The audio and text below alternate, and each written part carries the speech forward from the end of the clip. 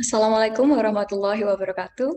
Good afternoon and welcome to all the participants at today's webinar on Friday, 11 December 2020 with the topic Treaty Negotiation, Atmosphere, Dynamic and Resolvement.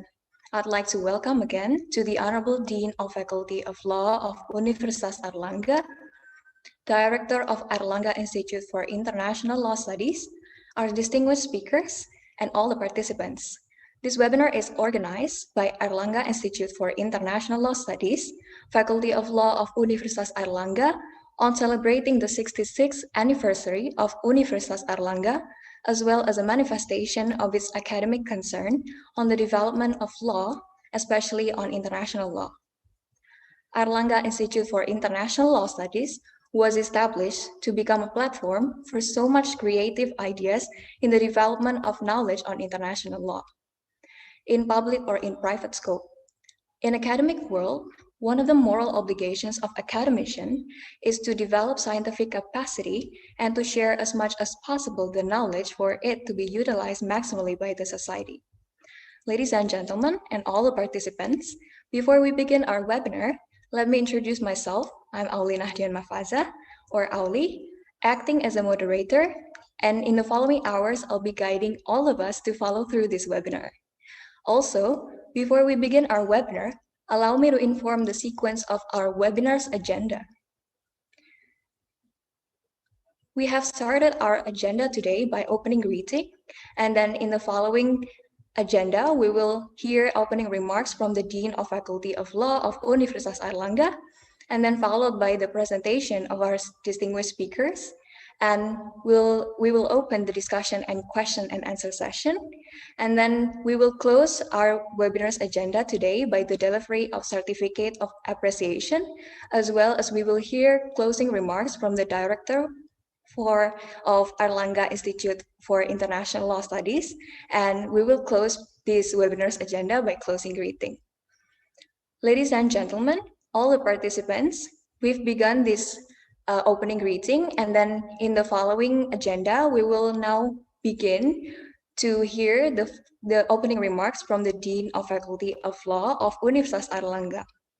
With all due respect, I would invite the Dean of Faculty of Law of Universitas Airlangga to give the opening remarks and to open this webinar officially.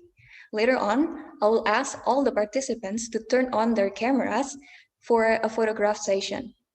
To the Honorable Dr. Iman Prihandono, SHMH LL.M PhD, I yield the floor to you. Thank you, Oleh. Assalamualaikum warahmatullahi wabarakatuh. Good afternoon and salam sejahtera untuk. Good afternoon, Bapak. Waalaikumsalam, Pak Dekan. Yeah. First of all, I would like to thank all of the speakers. Ada Ibu Adyanti Wirajuda, Dr. Adyanti Wirajuda. Thank you, Ibu Adyanti, for sparing your time joining us here. And then, secondly, ada Bapak Rohyan, Nevy, Wahab, LL.M. Thank you, Pak Roy. Pak Roy is an old friend, a best friend of mine juga, who now is rising star diplomat. Yeah. Also, Ibu Jani, Purnawanty, our lecturer. It is such an honor for us, Fakultas Hukum Universitas Airlangga, to have you both, Bu Yani, because Bu Yani is our internal personnel's lecturer, Ibu Dr. Adyanti and Pak Rohyan Nevy Wahab. The topic also is very timely, treaty negotiation. Perhaps in this time of crisis, negotiation would be very important for us, for states, to tackle this pandemic in many aspects, perhaps in how to distribute vaccines, how to organize measures, yeah, to tackle this pandemic. As we know, negotiation is a skill that must be obtained by all lawyers, law students, to be specific. Without negotiation skills, I think one cannot be regarded as graduated from law school. Yeah, this is one of the most important skill that must be have by all law students, because almost in every aspect of law, you need to have negotiation skills. Drafting an agreement, for instance, it involves negotiation. Um, Drafting a regulation, yeah, it also needs negotiation skills, and most importantly, treaty drafting, international treaty drafting also needs negotiation skills. But unfortunately, negotiation skills cannot be obtained in one night. It has to be practice. You have to learn from the expert. And today we have all the experts with us. So we are lucky to have all of the speakers here joining us, sparing their time, sharing their experience. That is the most important, yeah, because to know the atmosphere, the dynamic, and the resolvement of negotiation, we can only get that from first hand, from those who have experienced negotiation himself or herself. I think without further delay, once again, I would like to thank the speakers, the participants, the organizers, all of the students who participate and make this webinars into a paramount that we have experienced today. Thank you very much. I open this webinar. Have a nice discussion. Hope a fruitful result come out from this discussion. Thank you. Wassalamualaikum warahmatullahi wabarakatuh. Waalaikumsalam warahmatullahi wabarakatuh. Terima kasih Pak Iman. Thank you very much to Bapak Iman Prihandono, SHMH LL.M PhD, for willing to give an opening remarks and to open this webinar officially. Now, to take photograph of our moment in this webinar, I'd like to ask all the attendees to turn on their cameras.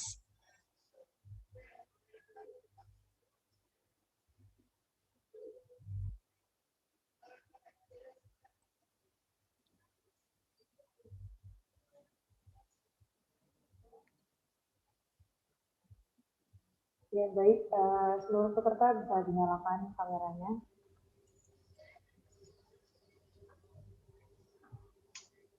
Ini slide pertama, 1, 2.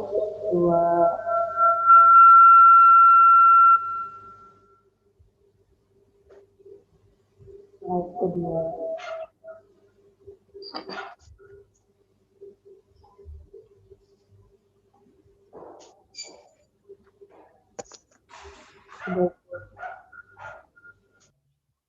Silakan Pak Oleh.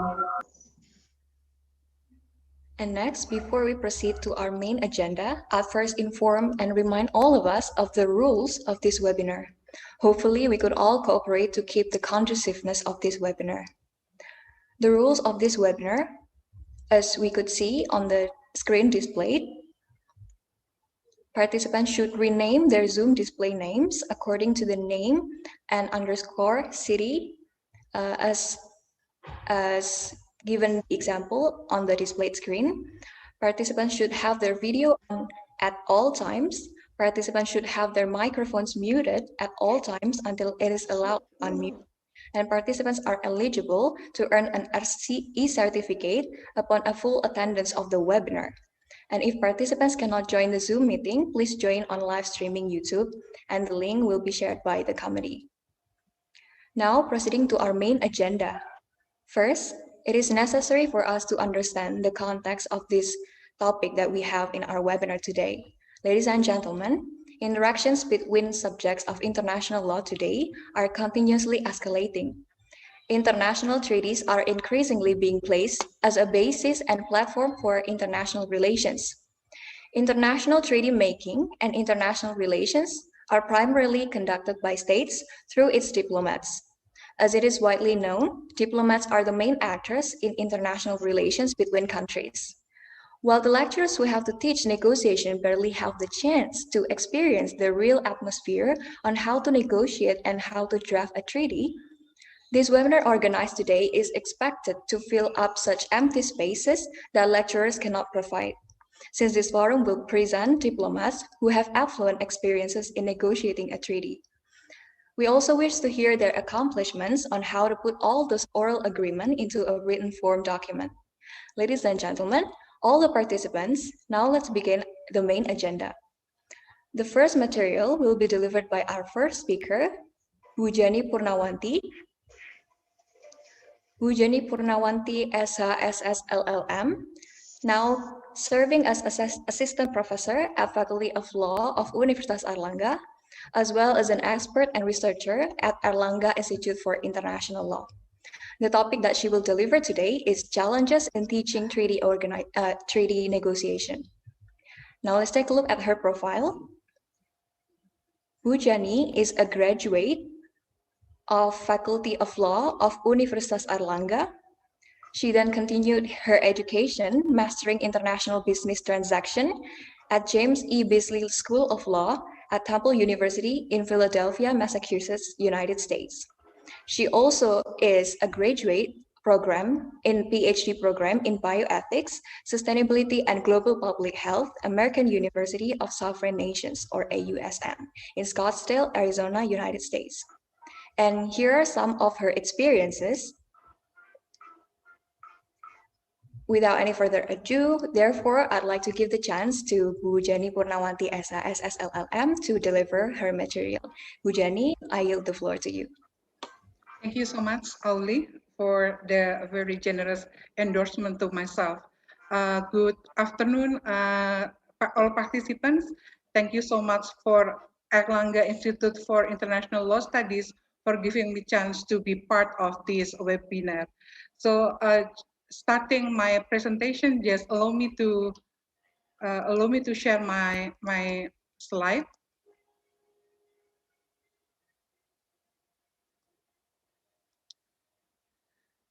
So here again, the webinar basically is held with the background of thinking that we have a course named Law of the Treaty and Drafting, but unfortunately, or the lecturer teach these courses still do not have a chance to join directly to the process of negotiating and drafting a treaty. So that's why by time to time, then we invite diplomats to join our class to share their experience in the real situation, in the real ambient and situation to our student. So the presence of the actual actors in making a treaty is very beneficial for us because as we already admit that we as a lecturer do not have a chance to feel the real ambience in drafting a treaty or to the negotiation. So then here is the webinars when we can invite all the diplomats, and we expect that from Adyanti and Pak Rohyan, they will share what we cannot share to the student. So I also appreciate so much for all the enthusiasm of the participant here who are willing to join in this weekend to attend this webinar. So here is my presentation is about the challenges in teaching treaty negotiation. So I think throughout the presentation, I will tell to the audience, to you all, what the negotiation as a theory that we usually teach our students in the class. So along with the presentation, I will also tell to you, share to you, so what part of the theory that we cannot fully give the student the real example. Even yes, sometimes in the class we also make a simulation, and also we teacher give the student assignment to compose, to write a real delegation guideline for them to conduct the negotiation and also to build the treaty. So here once again I told you that I will show you the theory of the negotiation. Then I will, along with the presentation, I will tell so this part of theory can be implemented in the class, and but the other part of this theory is still live as a theory until until the diplomat themselves will give a confirmation about whether this theory can be implemented in the reality. So allow me to start my presentation. So here is, I just give a short entrance for us. So why is it we're talking about treaty this afternoon? So according to Article 38(1) Statute of International Court of Justice that provide a reflection of the sort of international law. So from E to C, the statute of ICJ mentioning the source of international law is convention or the treaties. The second one is custom. The third one is general principle. And those three classified as a formal sources convert upon the rules on the obligatory character. So the next article, the same article but different alphabet D, the statute of ICJ mentioned about judicial decision and scholastic teaching. So those two sources are classified as a material sources comprise the actual content of the rule. So again, so treaty negotiation, where is the source of talking about treaty negotiation? So if I cite the Indonesian law, I must refer the Undang-Undang Perjanjian Internasional. It is a law number 24 year 2000 on Article 6.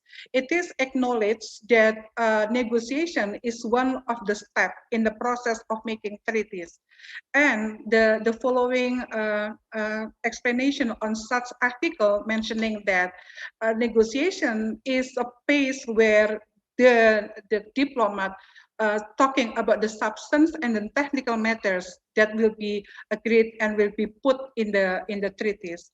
So in Indonesia, and I'm sure I know that Philippines is here and Malaysia is here. So I think I'm sure that your national law also have such a regulation defining what is the negotiation.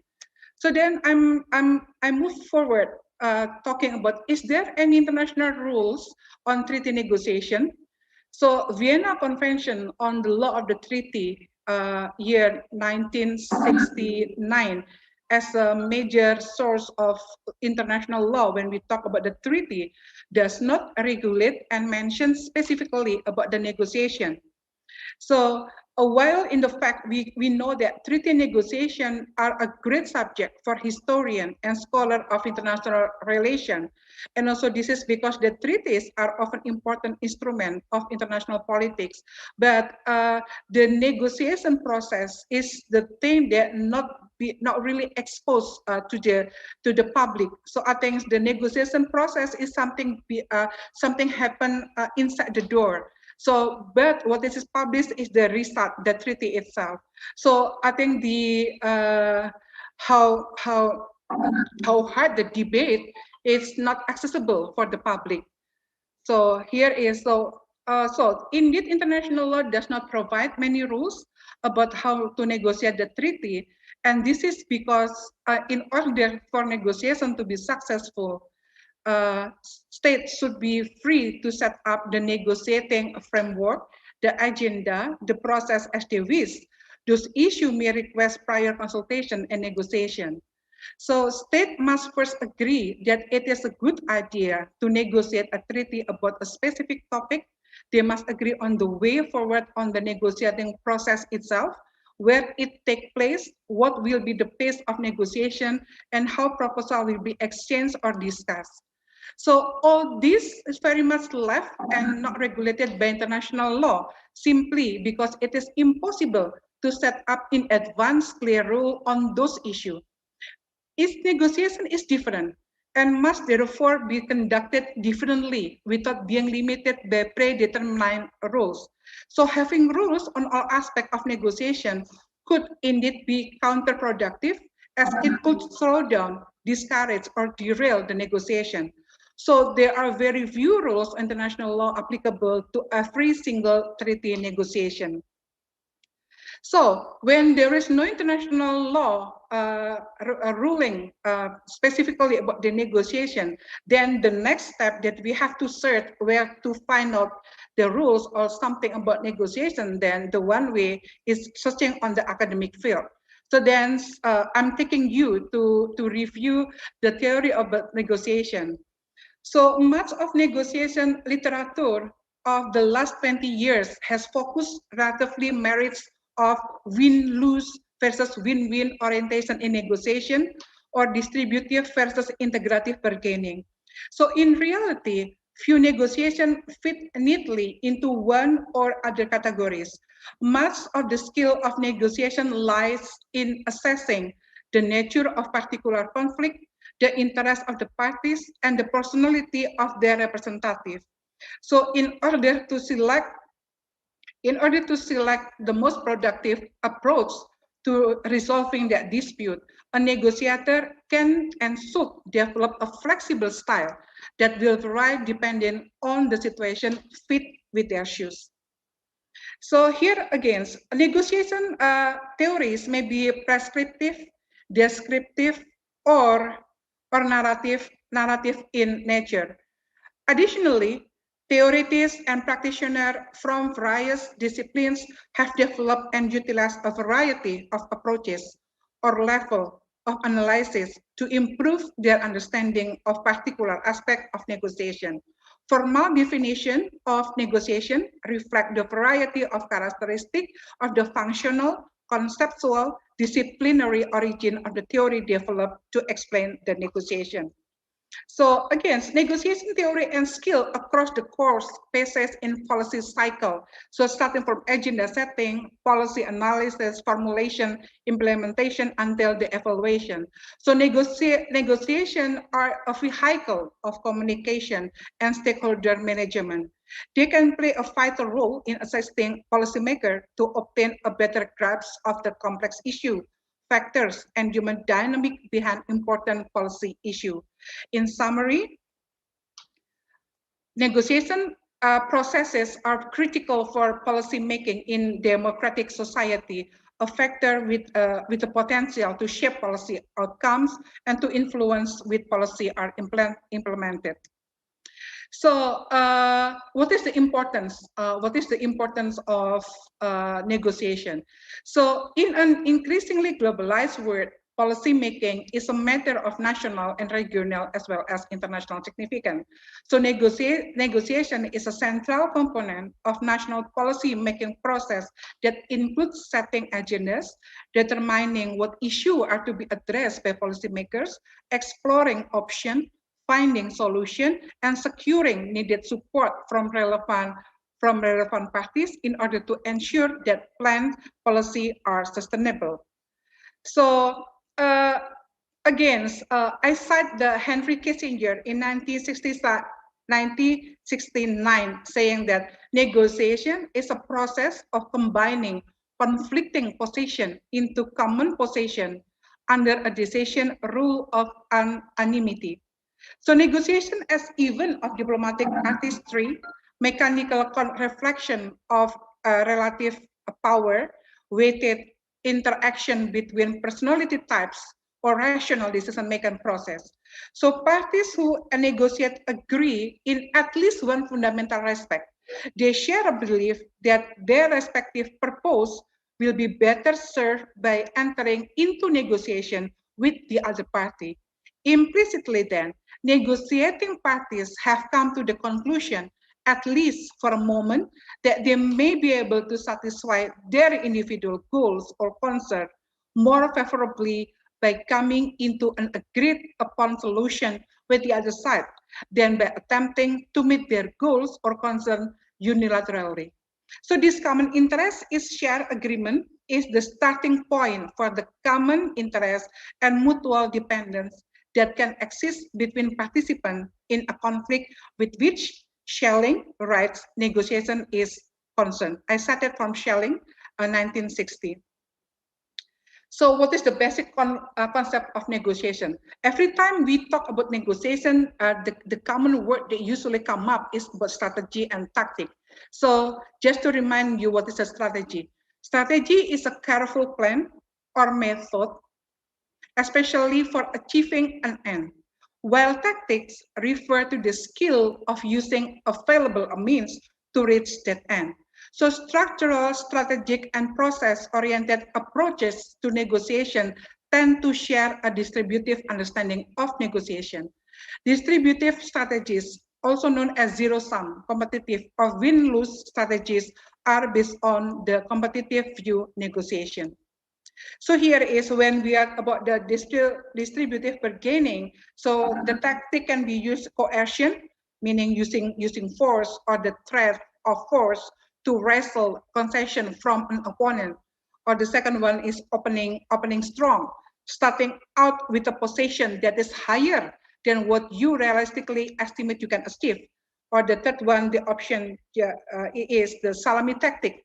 Is it prolonging a negotiation to a painstaking slow pace, only giving a very small concession to the other side when it can no longer be avoided in order to palisade the other side for a little while longer.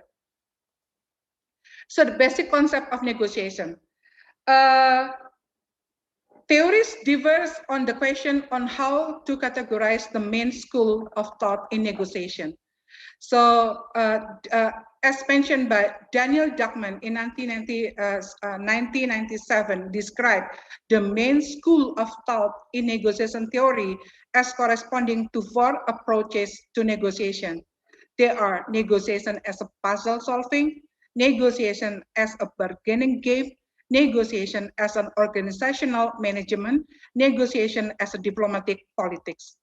While Howard Raiva put forward a typology of approaches crafted around the dimension of symmetric, asymmetric, prescription, description. So that theory, Howard Raiva theory, comprised 5 levels of analysis or core approaches.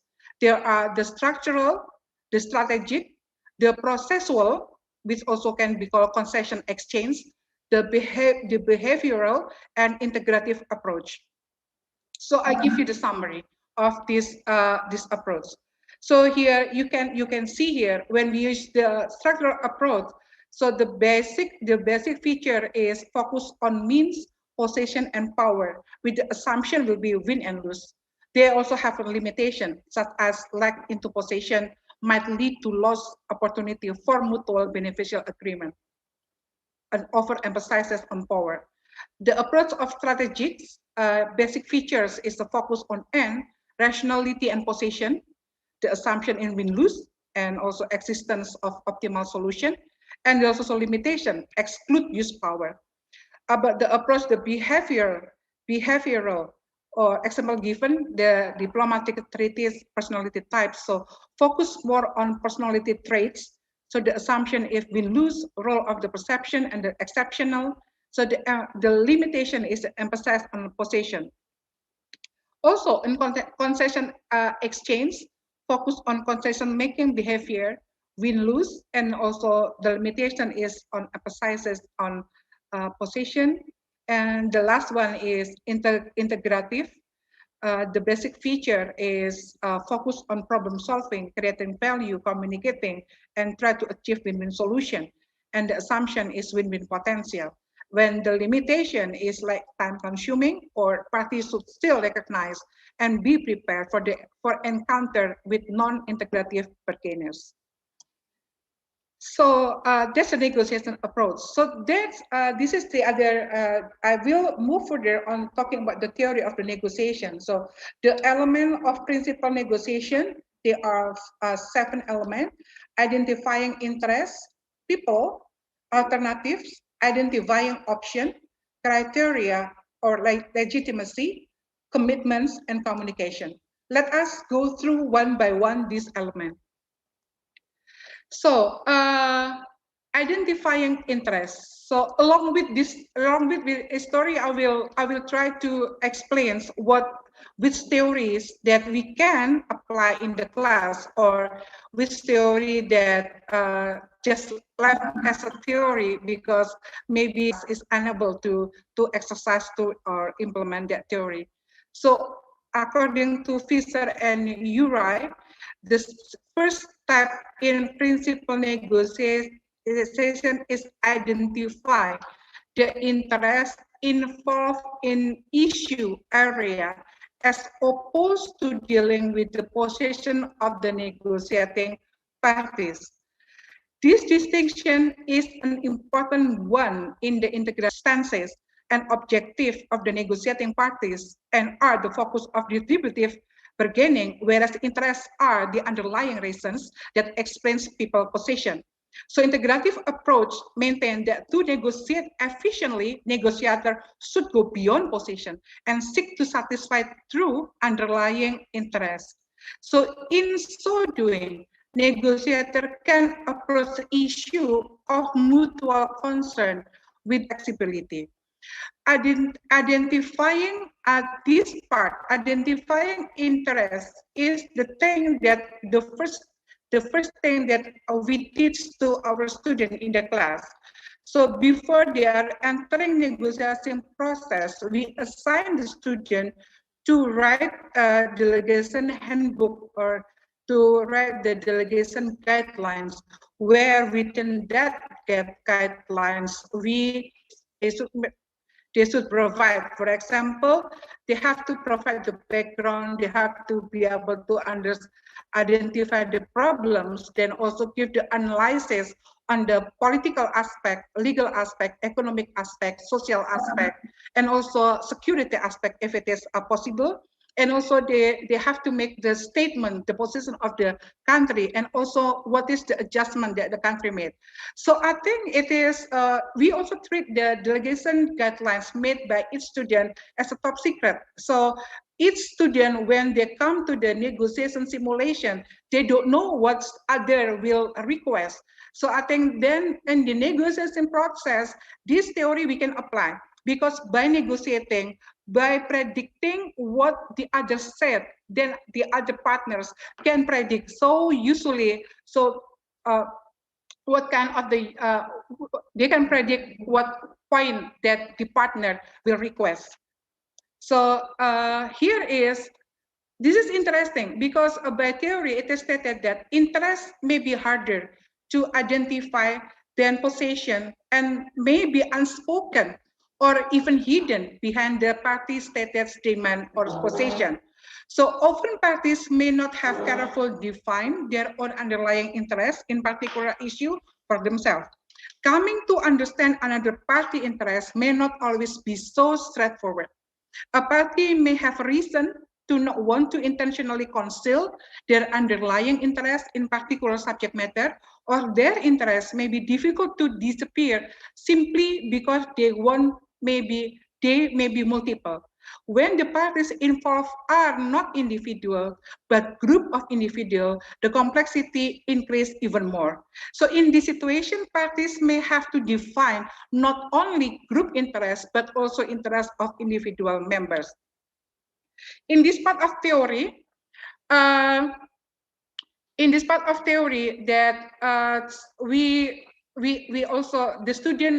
we expect our student to also consider something broader than what it is stated by the other student in the negotiating process. So I think this by theory is okay, but usually as long as I teach this course, so it is very rarely that students agree to choose a topic which is conflict one into another. They tend to choose the topic which is inline, so like a cooperation or something. So there's peaceful meaning. So I think predicting more than what it is stated is it can be done. It's supposed can be done in the class, but so far I think we need to explore more on this side. People, okay. Parties in dispute often forget that the other side consists of people who, just like themselves, are subject to the human frailties such as emotion, a potential for misunderstanding and mistaken assumption. Another rule for the principal negotiator is therefore to separate the people from the problem. This means finding a way for solving a problem without getting distracted by personal element and coming to an agreement in a manner that will preserve the relationship. So the better relationship, the more cooperation each side will get from the other, and the more information can be shared comfortably, and the higher the prospect for arriving at a win-win solution. So to help build relationship, considering the use of tactic and can help negotiator to get to know the other party. So this may include finding ways to meet informally, arriving early to chat, or staying on after formal negotiation end. I think this concept that we should understand the other partners might be in the perspective of student. So I think they are compete each other to get the best mark, right? So I think, but so far in my class, they are all nice students. So I think they try to reach an agreement. So I think in the real negotiating process, this aspect, the people aspect, will be more. It is stronger than when it is exercised in the class. Still in the people aspect, negotiator should also remain aware of important tactic and consideration that help negotiator to feel as though they can emerge from the negotiation with self-respect and the good opinion of others. This may mean taking steps to make sure that neither party is forced to lose face or appear personally compromised as a consequence of having accommodated the other party demand. Saving face can be the key to negotiation that have reached a stalemate or to situation where negotiation have not started. It may involve offering gesture that give an opponent a way to justify a change in their own position, perhaps before an interested constituency. So on the other hand, negotiators should be aware that protecting against loss of the face should not become so central to the process that it swamps the importance of the tangible issue at stake or generate intense conflict that can delay or prevent progress toward agreement. I think in this point, the diplomats can say better than the teacher in the class, because the experience in the class, the relation people to people in doing negotiation is not as sharp as what it's happened in the reality. So I think I'm with Bu Yanti and Pak Rohyan will address on the aspect of this side. Honesty and trust. Negotiator should never underestimate the importance of the honesty and trust in negotiation. It is crucial. The perception negotiators have of each other is crucial factor influencing the fluidity of negotiation. Being respectful, diplomatic, and maintaining one's credibility is essential to creating positive personal relationship and preventing negative emotion that can result in a return to distributive tactic. This is sometimes easier said than done. Trust in relationship is slow to build and easy to destroy. So honoring commitment is one way that parties must build and thus serve as another essential element of negotiation. I think honest and trust is the things that we as a lecturer and as a parent always mention and put stress, highlight always to our student and our kids at home. So honesty and trust as well. I think so far our all the students can uphold this value. Okay, so the third one is about alternative. In order to set realistic goals, negotiator must start by considering certain fundamental questions. Where will each side be if no agreement is reached? What alternative solutions are available for meeting your goals if you cannot count on the cooperation of the other side. So moreover, because negotiation is viewed as a joint decision-making process in the integrative approach, there is always a possibility of either side reconsidering their position in midstream and deciding to pursue a different course that originally planned.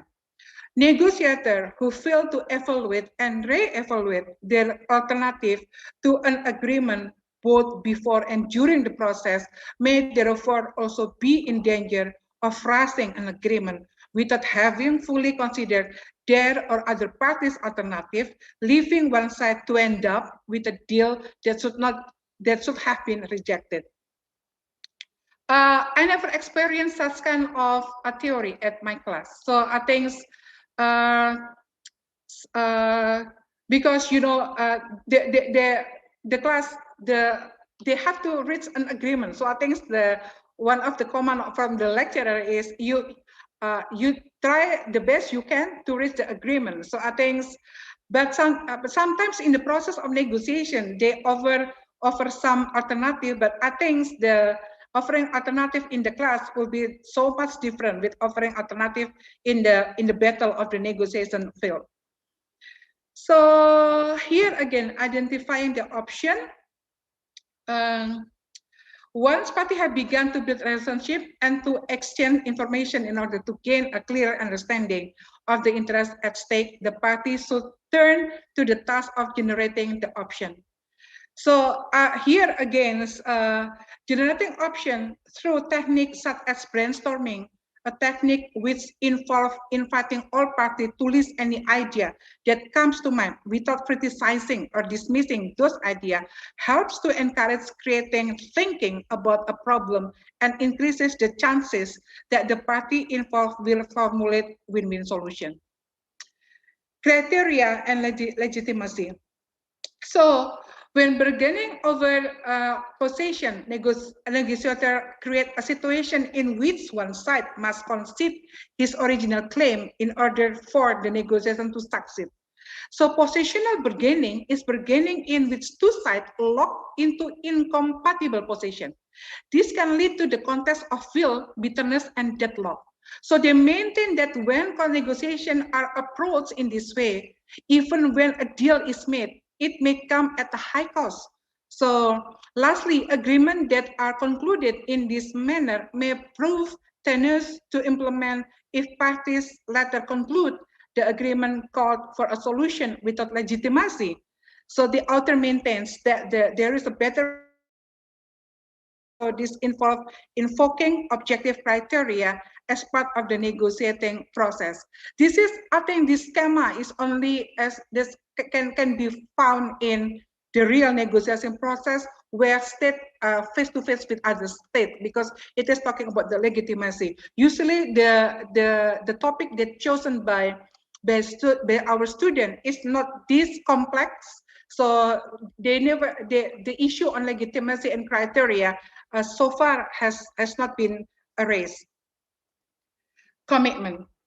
A negotiated settlement is only enduring if all parties honor the commitment that they make. Of course, those that fail to follow through on their promises tend to suffer a loss of integrity, be subject to the resentment of the other side, and the risk that their partner in negotiation will refuse to deal with them in the future. So no party to negotiations should intentionally create commitment that they do not intend to honor. Communication, the last one. Negotiation is only possible through communication, it is for sure. So maintaining that feeling heard is also a key interest for both sides in negotiation. Good communication can change attitude, prevent or overcome deadlock and misunderstanding, and help to improve relationship. So good communication skills are essential to congently relay our message and to thoroughly understand the message of the other side. In addition, integrative processes stress the importance of sharing information as a means of uncovering interest and of helping parties to explore common problem or threat. Still, negotiators are frequently hampered in their roles by common communicational error or inefficiency. For example, parties may concentrate only on their own responses and forget to listen to what the other side is saying. Listening provides important information about the other side and demonstrated that you are being attentive to the other side's thoughts and respectful of their concern. So to ensure good communication, it is recommended during the 4 rules. First one is listen actively to both verbal and non-verbal cue. So I think all negotiators have to be very clever and very sharp in reading between lines. So get beneath the surface. Ask questions to learn if it is necessary. Describe your data. So I think minimize using the assumption, because in the negotiating, if you put all the data on the table, I think it is easier for everyone to understand your goodwill. So inquiry, do not try to persuade. I quote this from Mary Corp's 2006. So finally, negotiator should become attuned to the necessity of learning how to deal with difficult emotion, which frequently arise in the course of negotiation. This is rarely we can find in the class, because usually all the student is very happy and they take it everything lightly. So when they find a struggle in the class, so they just laugh. I think this is a positive fight. But I think in the real situation of negotiation, we cannot laugh when we find when we meet the difficulties, right? So it is important to allow one's counterpart in difficult negotiation express whatever emotion they are feeling. But I think laughing together in the class while finding difficulty is also expressing feeling, right? So it is allowing the other negotiator to release his or her feeling is an active tactic for improving communication, because it helps to clear the air of the unwanted emotion and get talks back on the track rather than let them be hung up on bad feeling. Thus, they recommend giving the other side the opportunity to let off steam when needed. Okay, so my conclusions are, in the end, negotiation is a process that can be approached in many ways. No matter what strategy you choose, success lies in how well you prepare. This is the first rule, how well you prepare. The second one is the key to negotiation. A beneficial outcome is the negotiator ability to consider all the elements of the situation carefully and to identify and think through the option. At the same time, negotiator must be able to keep even in the perspective and be as fair and honest as circumstances allow. Because a common ground of interest has brought the parties to the negotiating table, a negotiator can benefit by trying to capitalize on their common ground.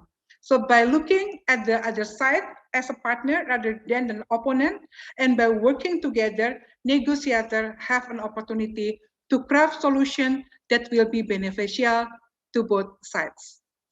This is how I end my presentation. Then I turn the table back to moderator. Thank you very much for your patience in following my presentation. Back to you, Oleh. Thank you so much, Bu Jani Purnawanty, for the very good and comprehensive presentation. I believe from her presentation, we could delve more later on, perhaps in Q&A session. But not to prolong this webinar, let's move to our second speaker, Pak Rohyan Wahab. Pak Roy Wahab is a graduate from Pak Rohyan Nevy Wahab SH LL.M. Currently serves as Deputy Director for Trade in Services and Trade Facilitation at Directorate of Trade, Commodities, and Intellectual Property, and Directorate General of Multilateral Cooperation at the Ministry of Foreign Affairs of the Republic of Indonesia. And the topic that he will deliver in this webinar is on international treaty negotiation from theories to practices. Now let's take a look at his profile. Pak Roy Wahab is a graduate from Faculty of Law of Universitas Airlangga. He then mastered in law at LUISS School of Law, Rome, Italy, and he continued his education, majoring study of international criminal law at Universitas Padjadjaran. He then continued to major on the study of international politics at Ceres in Brussels, Belgium. And here are some of his experiences. As we could see, Pak Roy's highest achievement up to date was when he became the only Indonesian to be appointed as a member and to have served in the Committee on Constitutional and Legal Matters at the Food and Agricultural Organization of the United Nations for a full 4 years term from July 2015 to 2019. And with that, without any further ado, I would like to invite Pak Roy to deliver his presentation. Pak Roy, the floor is yours. Thank you very much, moderator, for the kind introduction. Good afternoon, all. First and foremost, I would like to thank the Faculty of Law for again inviting me to be here today. It is indeed an honor for me to be here, seeing a longtime good friend, Pak Iman Prihandono, joining with us today, as well as all my senior lecturers, Ibu Yani, Ibu Dina, and all colleagues during my study years in Universitas Airlangga. My presentation today will be on treaty negotiation, the theoretical and practical aspect from the Indonesian perspective. Before I start, I would like to kindly inform you that since that I am actually a student of Ibu Yani, so probably there will be similarities between my presentation and Ibu Yani's. So bear with me, but I will try to make it much more shorter. I will only be touching upon a little bit of the international treaties under Indonesian legislation. However, I will not go back discussing about those theories brought by legal scholars. I will try to be giving more emphasis on the relation of international treaties and the negotiation phase under national law, in particular the Indonesian law. Next. Okay, this has been mentioned by Ibu Yani, but to start with, it is my belief that every state has their own way in dealing with international treaties. This part relates to the historical aspect on the establishment of the Vienna Convention on Law of the Treaties, which was open for signature in 1969 and entered into force in 1980. It was believed that it was one of the historical landmark in international law in the modern era. Indonesia, however, has law number 24 of 2000 on international treaties, which governs the principles and technical aspects for the government to enter into an international agreement, as mentioned earlier also. Law number 24 is what we call as the Lex Specialis Derogat Legi Generali of Article 11 of the Indonesian Constitution, and law number 37 of 1999 on foreign relations. Under law number 24, four important criteria that we take into consideration as diplomats before we enter a negotiation or before we conclude a commitment is one, the political aspect, and then the security aspect. The third is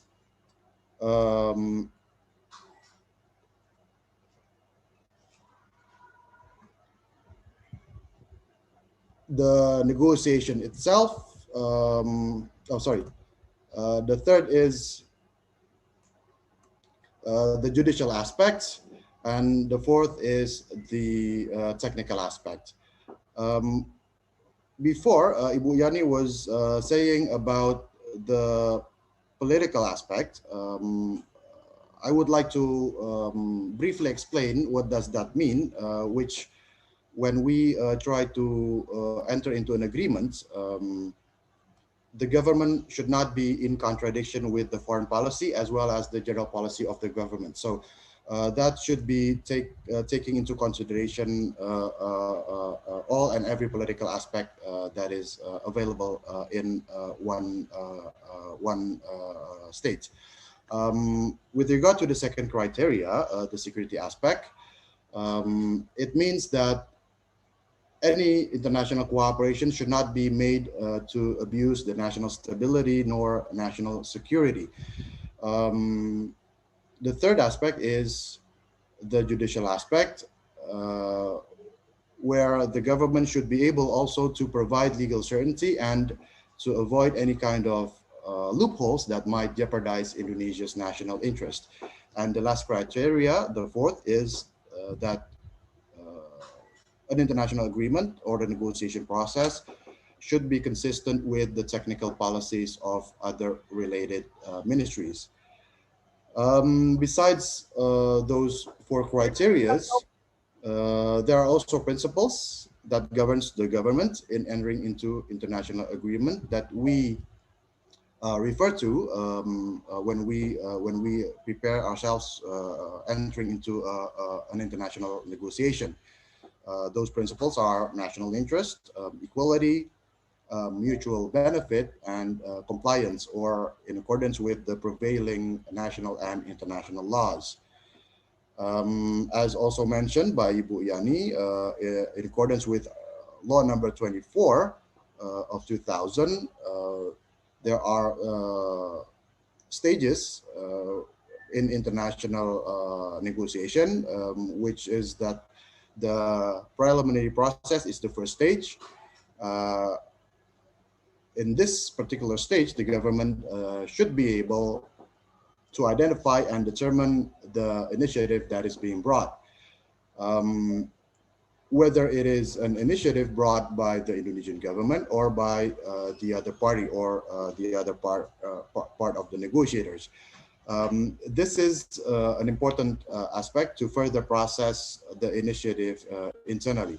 The second stage is the negotiation process itself, in which that in this stage, it is important to understand each other's position toward the issue that is being discussed and to obtain a convergence on matters at issue. This is something which is easy to say in theory, as mentioned by Ibu Yani, but not that simple when you do it directly.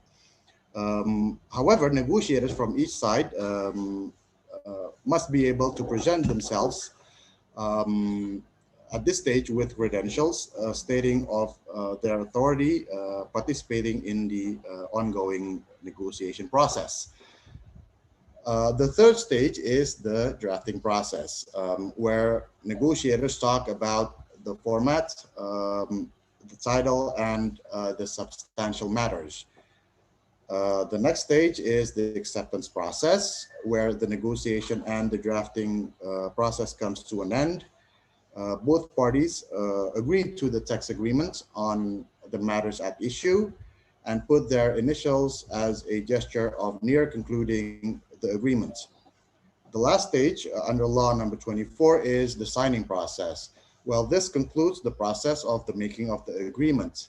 The most important aspect in this process is taking into account the principle of parity of signatories and parity of parties. As also mentioned, that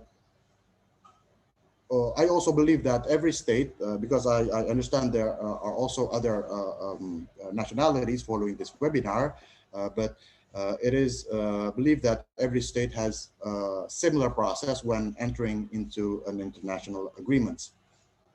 Okay, next. Okay, a negotiation process takes part in our daily lives. We go to the market, for example, wanting to buy a certain item. We bargain with the seller. From the initial proposed price, we try to get it lower based on our needs. Sometimes we succeed, sometimes we don't. But that's the whole point.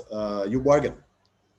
This is an example of a simple negotiation we experience in our daily lives.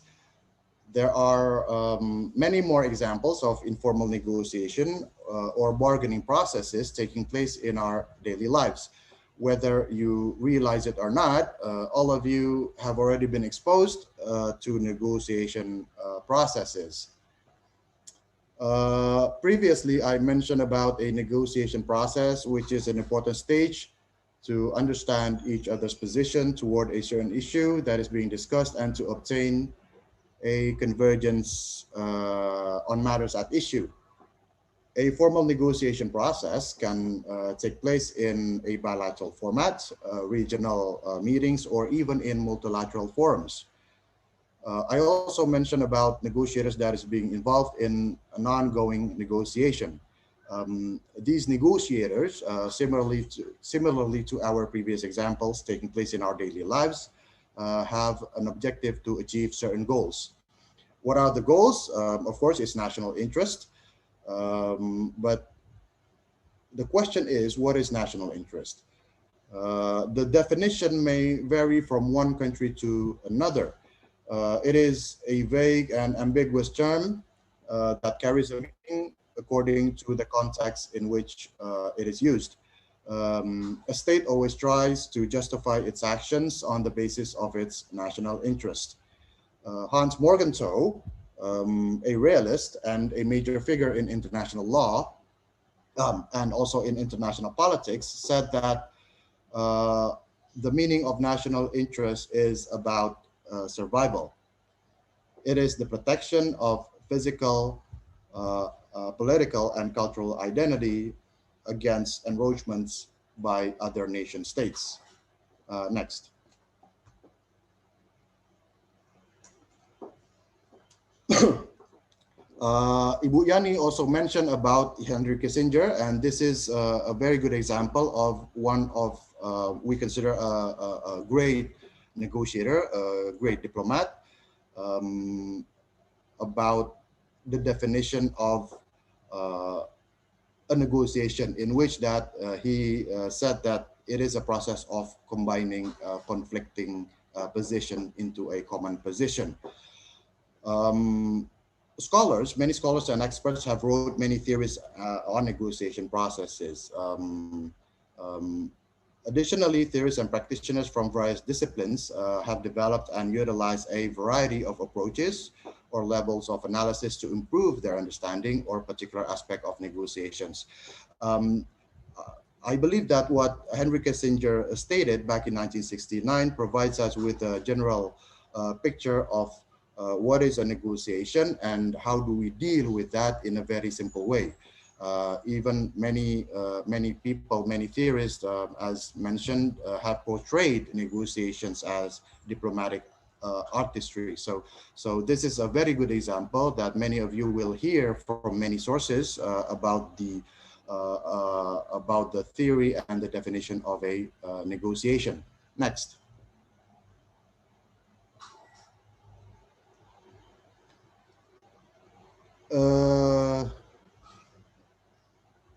I think it's before. Can we go back? I think it jumped. Okay. Negotiations, as many times mentioned, are a vehicle of communication. And Ibu Yani also mentioned that it plays a vital role in assisting policymakers, such as ourselves as diplomats, to obtain a better grip of the complex issues, factors, and dynamics behind many important policy issues. Growing linkages, interdependencies, and rapid pace of change in spheres affecting important issues, including economics, trade, governance, and regional and international relations, have created a greater need for skillful negotiators among policymakers and experts. This is one of the biggest challenge for us as diplomats when we enter into a negotiation process. We must be able to take into consideration to understand all the growing linkages, the interdependencies, and the rapid pace of change before we enter into a certain international negotiation.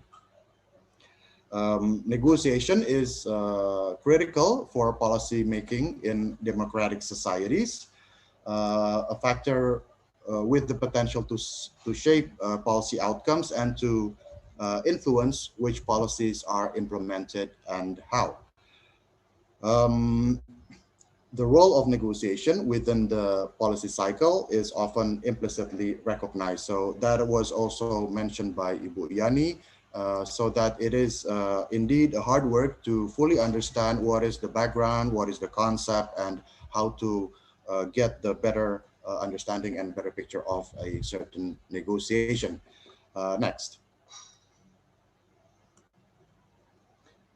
So Ibu Yani also mentioned this part of the core phases in a negotiation, the agenda setting, the policy analysis, the formulation phase, the implementation phase, and the evaluation phase.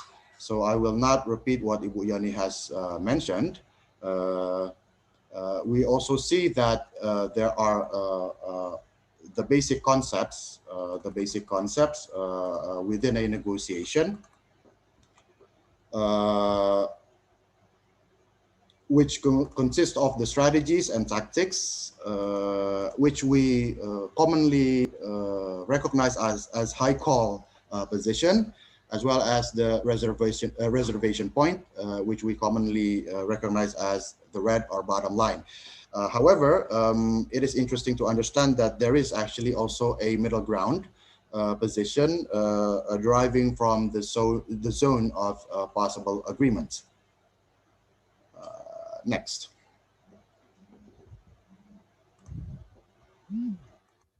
Okay, so in this slide, also Ibu Yani has also mentioned about this particular slide about the approaches during a negotiation process.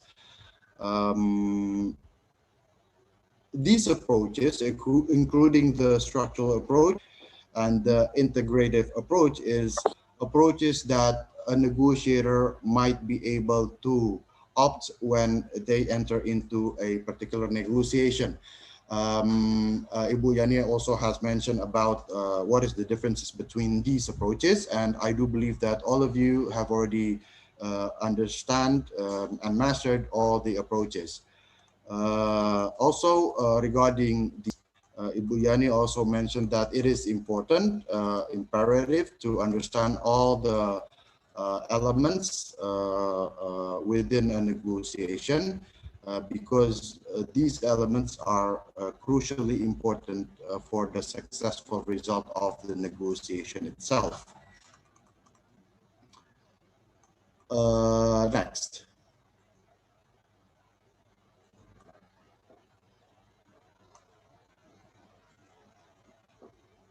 Just to share with you my list of the do's and the don'ts to become a possibly good or probably a great negotiator. I have a small note in my iPad and my laptop and use this list every time I enter into a negotiation process. Despite that I follow negotiation processes, I still need to have this note in my iPad and in my laptop so that I can refer to it every time I follow a negotiation process. It is also not compulsory, but you may want to create your own list after taking into account many information from many sources. However, in my list, the first is preparation. Ibu Yani also mentioned about preparation. It's important to prepare yourself before beginning the negotiation, because a lack of preparation can cost you money and credibility. The second thing that you must do is to determine your interest and those of the other party. Instead of thinking of the person you will negotiate with as an adversary, Think of them as your partner in. The next is to analyze the options that each of you has available.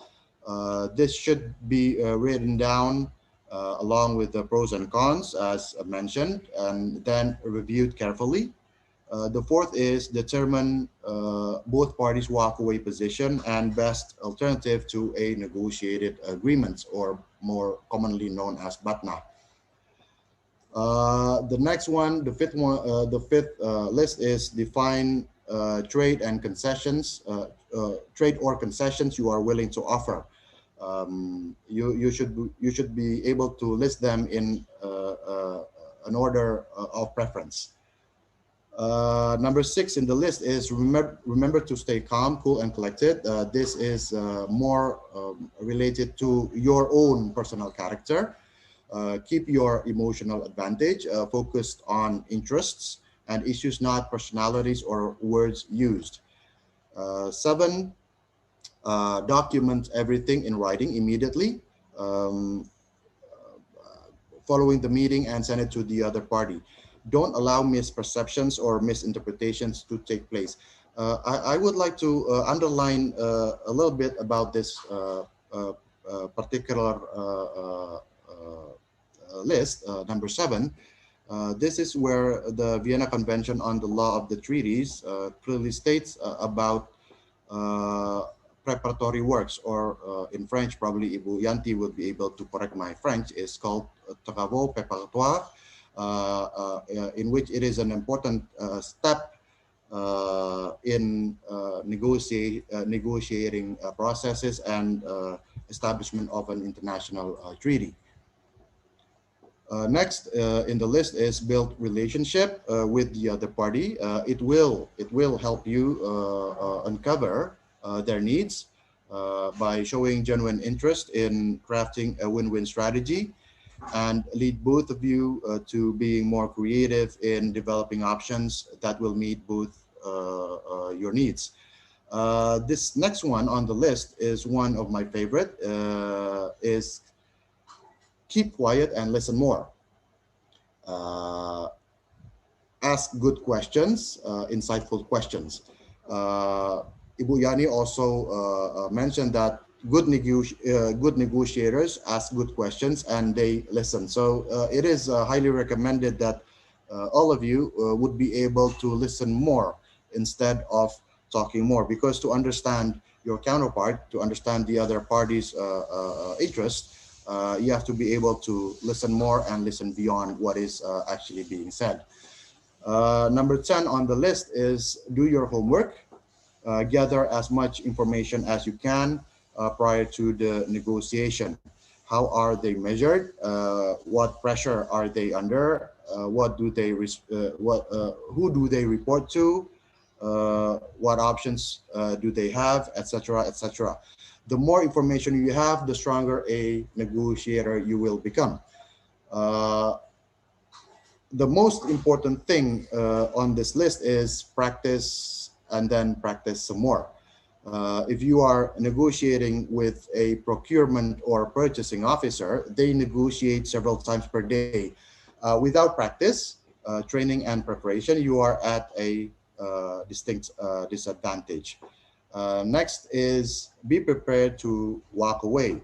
Not all deals are win-win or good deals for you and your stakeholders or your organization.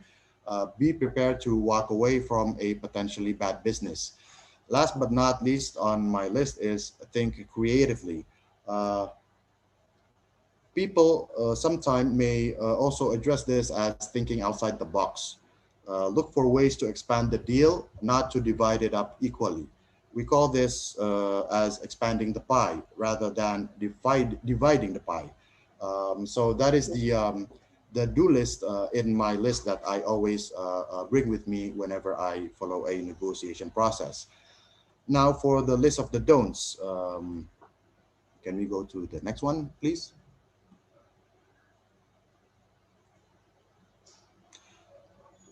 Okay, the first on the don't list is don't take anything said personally. No matter what the other party says or how they act, just stay calm. Be professional and don't let your emotions cloud your judgments. Number two is don't give something away without getting something in return. Concessions have to be bilateral. It is easy to get reciprocation if you simply say, I will do this if you will do that. Uh, the next is don't make unreasonable demands. You will lose credibility. Number four is don't rush the negotiation. Oftentimes, complex deals take time to negotiate. It can be days, it can be weeks, it can be months, and even years to conclude. So bear in mind, never rush a negotiation process. Number five is don't interrupt the other party. Be a good listener. So this is the other way around from the do list. So be a good listener, listen to understand and gather information. Don't miss anything because you are preparing to respond. You will have time to respond when they are finished talking. So be patient on this one. Number six is don't use the word between or range because if you say your price or our price will be somewhere between X and Y, buyers or the other party will only hear the lowest number and they will become fixated. Don't put yourself in an untenable position. The next is don't negotiate with someone that cannot sign off the deal. We definitely do not want to waste our time and energy talking with someone who cannot decide on anything. So keep your energy and don't continue the negotiation or the discussion with that particular person. Number eight is don't ignore the buyer's language, body language. Think like a traffic light or stoplight. Green means interested, yellow means possibly, and red means not a chance. Last on my list is don't focus on positions or demands. Instead of doing that, focus more on interest and try to find or seek the common grounds between your position and the other party's position. Well, I think that's it. There are a lot of information that you may find in open sources relating to the do's and the don'ts in a negotiation process. Good negotiators are made, not born. I say this every time during my lecture. This is my way of showing you that all of you can become good negotiators. Although some people may have an excellent speaking ability, it does not mean that the rest cannot be a good negotiator. Anyone who is interested to become a professional negotiator in the future needs to learn more and practice more because practice makes perfect. In summary, I want to mention based on my presentation, I want to mention about the critical factors in negotiation. Those are the planning, preparation, and prioritizing the interest and concessions. Another critical factor is understanding the arguments behind their positions. Also, the importance of building a coherent package deal. Another factor is differentiate between the person and the issue. And the last critical factor in a negotiation is handling win-lose versus win-win thinking in negotiations. There are a lot of variables in negotiations, such as the time pressure, misunderstanding, complicated issues, translation difficulties, opening intervention, fallback position, role of the chairperson of the negotiation process or the meeting, influence of the media, the mandate, political influence, and public opinion. So these variables are actually a key factor to a successful negotiation. So I stop here and I give back the floor to the moderator. Thank you very much for your attention. Thank you very much, Pak Roy, for the very insightful and very detailed presentation. Hopefully, we could all get a better grasp on how to negotiate and how to draft a treaty. The next, we will hear the presentation from Bu Adyanti. But first, I'd like to remind all the participants to not hesitate raising questions during Q&A session that will be open following the presentation from our third speaker. Participants can directly type in their questions on the chat box, or participants could raise their hands using the raise hand feature, and the moderator will choose one by one from the participants to have their turn to orally deliver their questions to our speakers. Now, returning to our third speaker, Bu Adyanti Sardanarini Wirajuda, SH, D.E.A., now serving as Deputy Director for ASEAN Political Cooperation at Directorate of ASEAN Political Security Cooperation at the Ministry of Foreign Affairs of the Republic of Indonesia. And the topic that she will present today is International Treaty Negotiation, Atmosphere, Dynamic, and Resolvement. Bu Adyanti Sardanarini Wirajuda, SHGEA, is a graduate of bachelor degree in law at Universitas Indonesia. She then mastering in international law and international organizations from the Faculty of Law of University of Paris, Panthéon-Sorbonne. Let's take a look at her experiences. One of her experiences was she had the chance to be appointed to be the head of Indonesian delegation during the 30 meeting of the ASEAN-China Joint Working Group. She was once the first secretary for political affairs at the Embassy of Indonesia in Singapore. She was also the third secretary for political and legal affairs at the Permanent Mission of Indonesia to the United Nations in New York. And currently, she is the deputy director for ASEAN Political Cooperation at the Ministry of Foreign Affairs of the Republic of Indonesia. Without any further ado, therefore, we would like to invite Bu Adyanti Sardanarini to present her materials. Bu Adyanti, time is yours. Thank you very much, Ibu Moderator. And particularly, I'd like to extend my sincere appreciation and gratitude to the Faculty of Law, Airlangga University, for inviting me to this very, very timely webinar on treaty negotiation, atmosphere, dynamic, and resolvement. I'd also like to congratulate the Faculty of Law, Airlangga University, for its 66th anniversary. You have contributed a lot during these 66 years, and I'm sure that moving forward, you will be able to contribute even more to the study and development of law in Indonesia. If I may share my very brief presentation.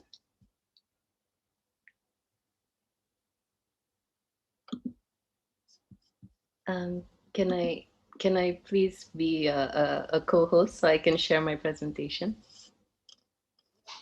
Yes, Buyanti, will do. Moment, please. Thank you.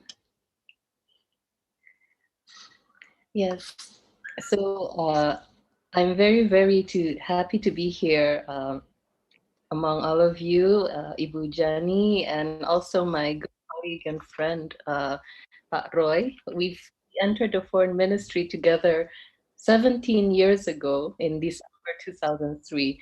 So this year marks our 17th year working at the foreign ministry. Can I share my presentation now?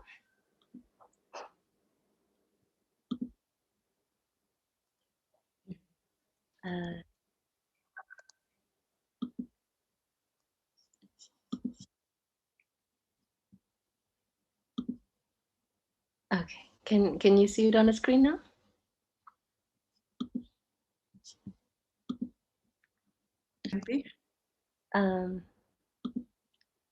Can I share my presentation on the screen? I already set you as a co-host, and I also allow multiple participants can share simultaneously. So, is there anything we can help? Here. Can Okay, you? coming. Yes. Okay. So I'm very happy to share, to be asked to share my experience on treaty negotiation, atmosphere, dynamics, and resolvement. Um, the first two presenters have elaborated extensively on the theory. So forgive me if in my session, I will just briefly, very briefly touch on the theory, but 90% of my presentation will be more about the various dynamics that I have experienced during my 17 years of experience at the Foreign Ministry.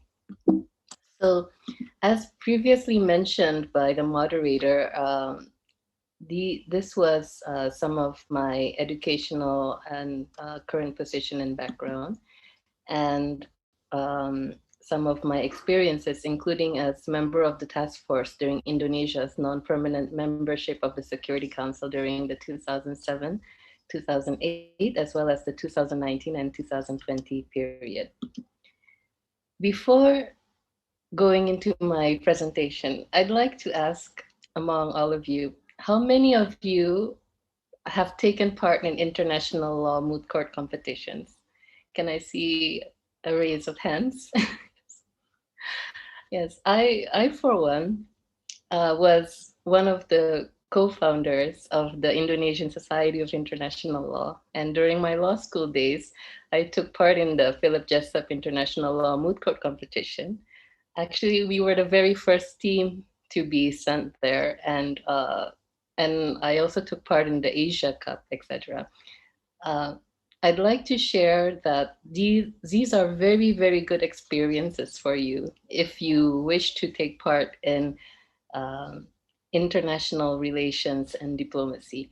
However, what we learn in the class and what we learn in the moot court competitions is very different from the negotiation that we deal with day to day. However, such experiences are good for you in building your confidence and your ability to speak in public fora in negotiations. To be honest, I just have one slide.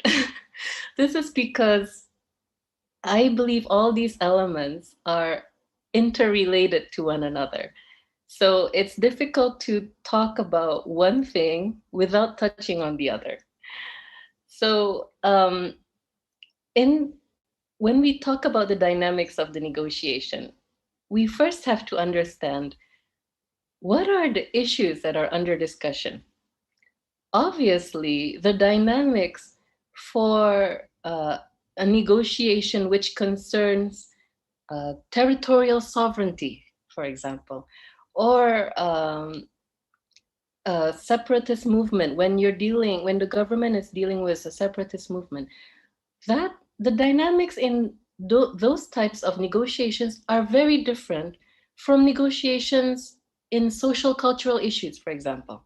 When we discuss about how to increase cultural development or exchange between the countries, the atmosphere is very different. In the political and territorial and sovereignty negotiations, those are very sensitive. So obviously, it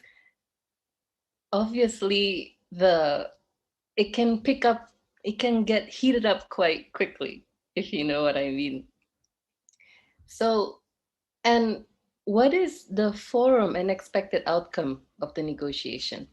Are we talking about, for example, the United Nations, where you have 193 countries?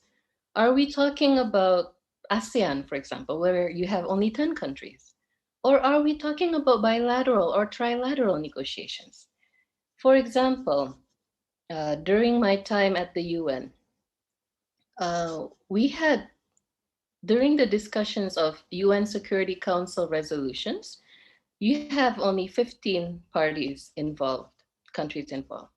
And then again, you have the dynamics between the permanent 5 and the 10 non-permanent members. So when we discuss the resolutions, it's very, the leverage between the non-permanent members and the permanent members is different. They have veto and such. So during my time at the Security Council, sometimes the dynamics was totally different. It's not at all what you study in the textbook. And even more so when you talk about UN Security Council resolutions, they're binding. So it's very, very sensitive, On the contrary, when we talk about General Assembly resolutions, and you have the 193 countries, most of the time, the countries, they have to be together in groupings. For example, as the Group of 77, or the non-aligned movement, or sometimes we divide it in geographic, for example, the Asian countries, or the Western Europe and other groups, or the African countries, etc. Why do we do this?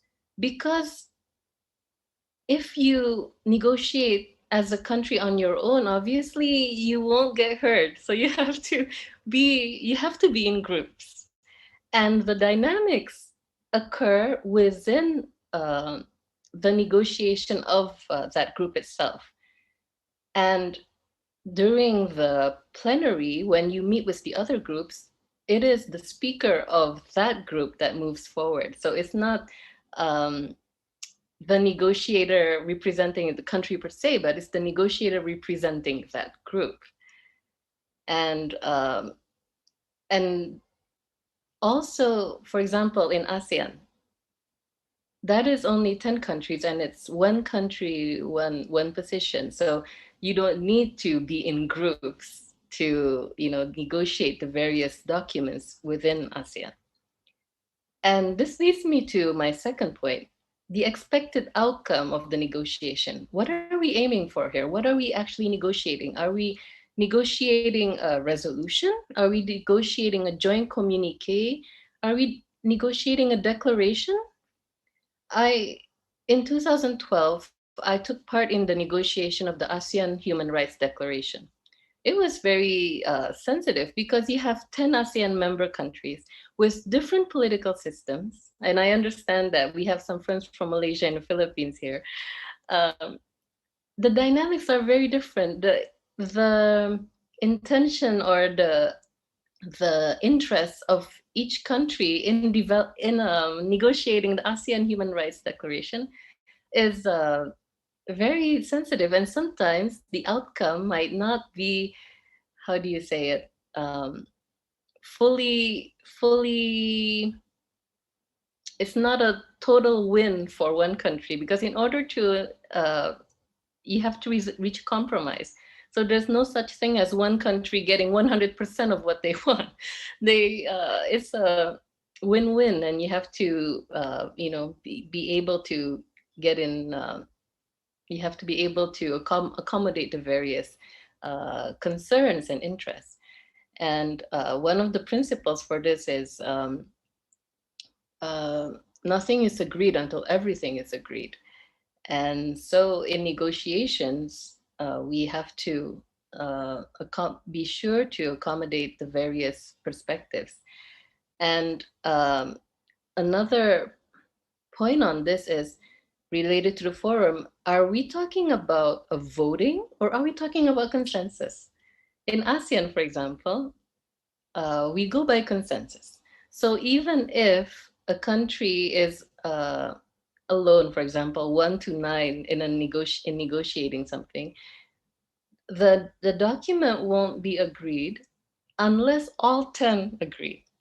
On the contrary, when we talk about the UN, there are some committees like the first committee, for example, they proceed by voting. So for some resolutions, at the end of the session, they would just vote on it, and you could see how many countries are in favor, some are against, or some have abstained. And this also relates relates to the tactics used by the negotiators.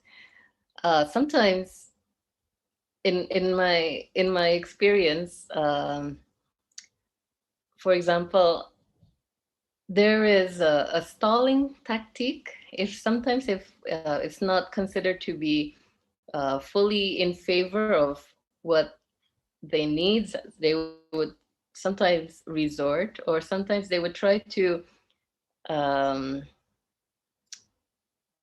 go in groupings, try to find like-minded delegations or countries that share their perspectives, because individually you might be weak, but when you're pairing up with another, that it's your position is sometimes stronger. And also, to what extent does the character of the negotiator affect the negotiation?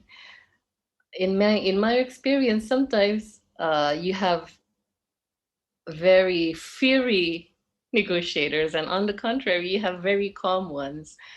And the culture plays a big role. For example, we in ASEAN, most of the time it's very soft-spoken, and our meetings proceed, in a very courteous manner. And on the contrary, during my time at the UN, sometimes you would have very, very passionate friends and diplomats. For example, I was once at this meeting to review the Rome Statute on the International Criminal Court. I took part during the meeting in Uganda back in 2010, as well as at the UN. And I had a friend who came from from a country in the Middle East, and she was very, very passionate, very someone who's very expressive, and she did not, let's just say, she didn't really like the way that the negotiation was carried on.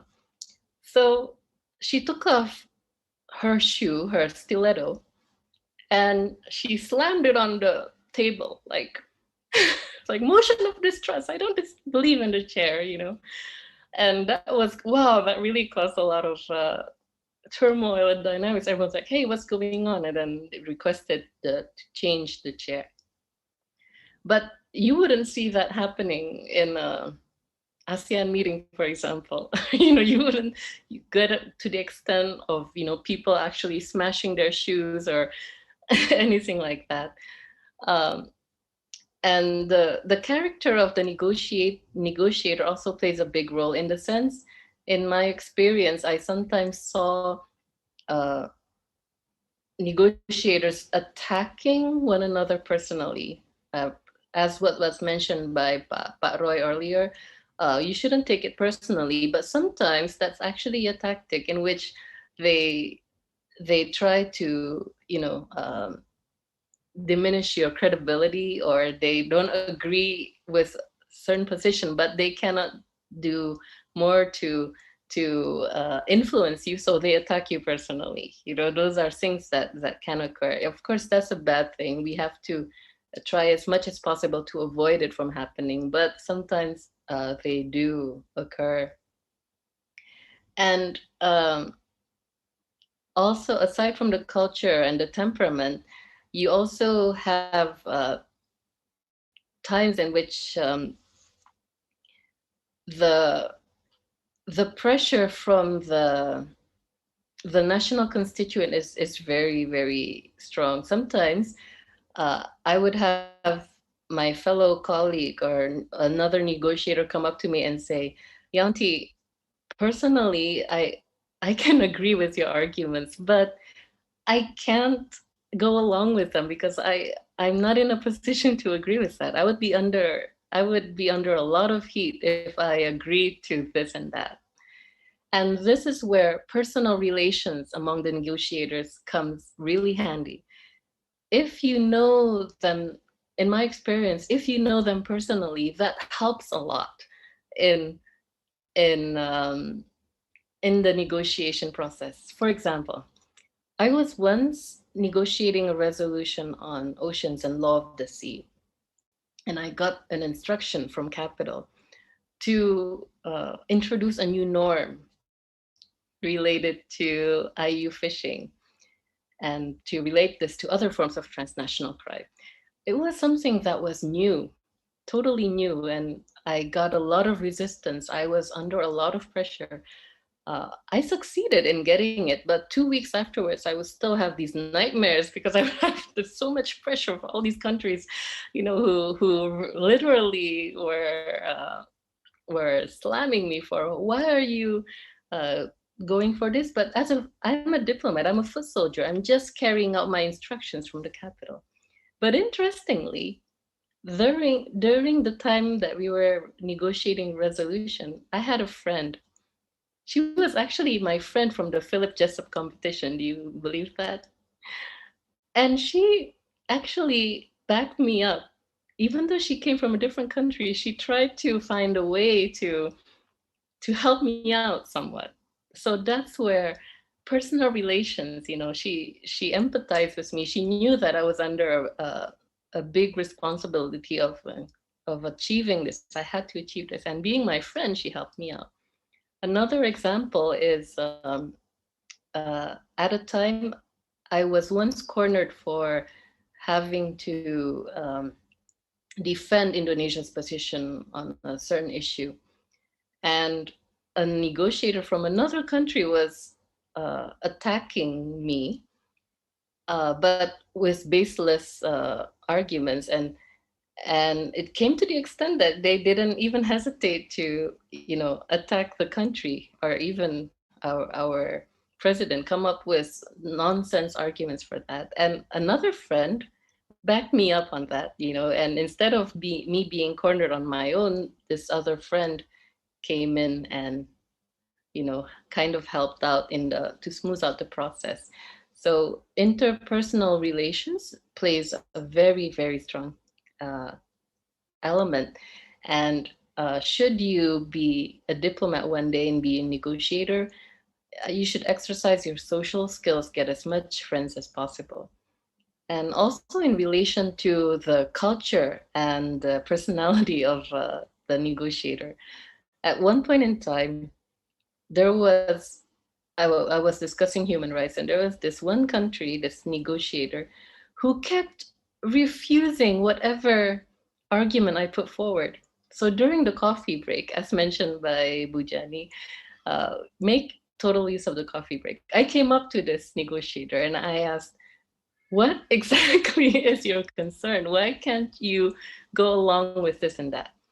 Apparently, this person had a weakness in English comprehension, maybe, and didn't understand what I was trying to convey. So the first reaction was to always reject, no matter what. And after I explained that this was the concept, oh, okay, I can go along with that. I can understand that. And then they could agree. So, sometimes these stumbling blocks can be not only the substantive or based on the position of the countries, but it can be based on the culture or personality, and even the language plays a big stumbling block. So sometimes in these negotiations, you really have to. It's like a mixture of a bit of everything. When we encounter a stumbling block, we try to understand what is the basic position of this country and why do they, for example, have such resistance towards a certain argument or concept. And when do negotiations succeed and why do they fail? I would say that negotiations succeed if it is ripe enough to succeed. For example, in peace negotiations, you have to have the willingness. The state has to have the willingness to actually come to a compromise. If the countries, for example, have no willingness whatsoever to try to come up with a compromise or an agreement, then it would be very difficult. Or sometimes they would prefer to have it unresolved in order, because it's stronger for them to leave things as they are, as a status quo. I was once involved in boundary negotiations, and that's very delicate, and sometimes it's very difficult to come to a certain agreement, and again, this it depends on the approach that you use. Some countries prefer a segment by a segment step-by-step approach to resolve the different issues, or some prefer to conclude it all together. So it depends on, again, on the format and the skill or the approach which the parties have agreed to use. And this is also the same for as to why these negotiations fail. And so there are also external factors that come into play. Again, what was mentioned earlier is about the pressure from the constituents, and you have to, these things about these international negotiations is that you have to be able to, how do you call it, sell it. It has to be strong enough. If it's not good for you, you would lose face. And what was, I believe it was mentioned by Bu Jani, it's losing face is not good for the country. That means that the negotiator has not been able to fully achieve the expectations or the mandate that was given to them. So sometimes, rather than achieving something that is under what was expected, they prefer not to resolve it at all. So that's one of the reasons why negotiations fail. So these are just some examples. I wish I could go into further detail, but unfortunately, most of the negotiations I've been involved in are political security ones, which are a bit too sensitive to describe in detail. But these are just some of examples of how the negotiations occur in practice. So I hope that is sufficient, and I would prefer to have more time for discussion, as it would allow us, these are things that you learn by doing, as what was mentioned by Pat Roy. You're not born as a negotiator, you learn from them. So sometimes it's difficult to express in writing what you learn from years and years of experience. But I look forward to discussion and to answers, and I'm more than happy to share my views and thoughts as well as experiences. Thank you very much. Thank you very much, Puyanti. I believe her presentation have made up the whole point on the topic of our webinar, along with Bu Jani and Pat Roy's presentation. Thank you very much once again, Puyanti, for sharing your experiences. And before we proceed to Q&A session, I'd like to remind once again that the participants can now raise their questions. Participants can directly type their questions on the chat box in accordance to the format that has been announced, or the participants could have the chance to orally deliver their questions directly to the speakers. Now, to encourage participants to raise their questions, we already have several questions on desk. The first question that we have is that how can we identify that a situation in a negotiation process requires a walkaway position? How do we deal with this particular scenario? Perhaps this question addressed to Pak Roy or Puyanti based on their experiences. Firstly, I would like to give the chance to Pak Roy to answer. Time is yours, Pak Roy. I would give the chance to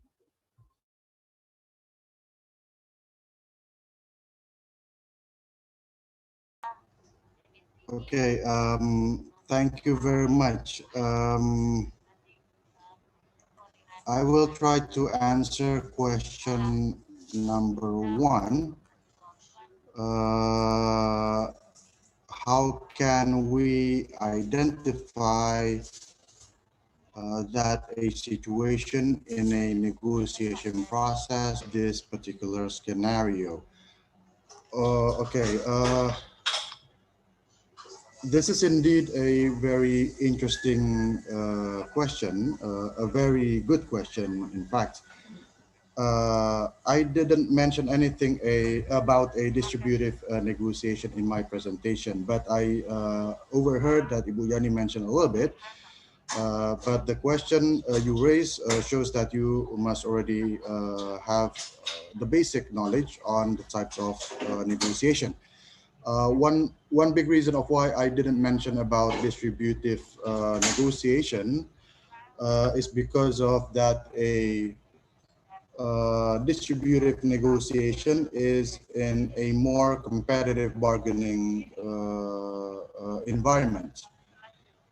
The strategy that is used, party loses something.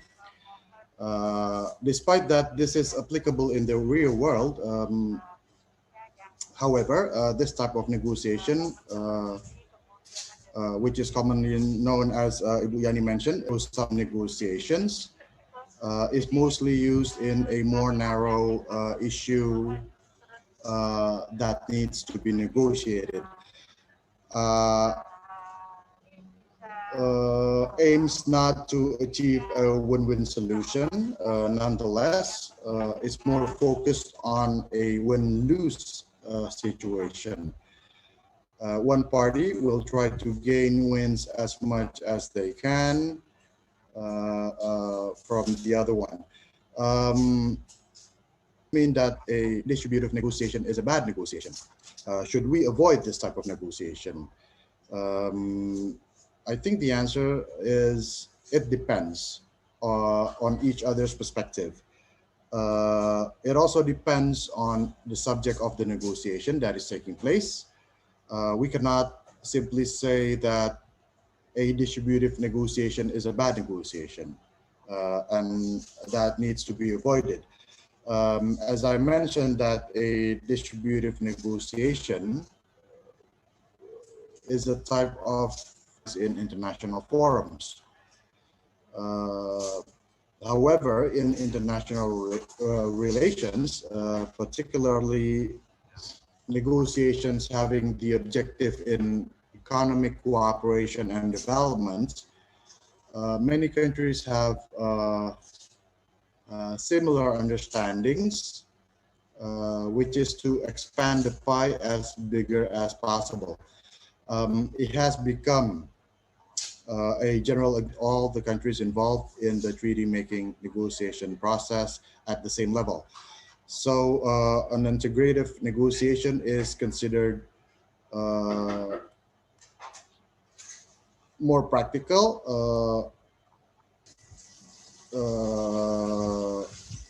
How do I say it? More practical and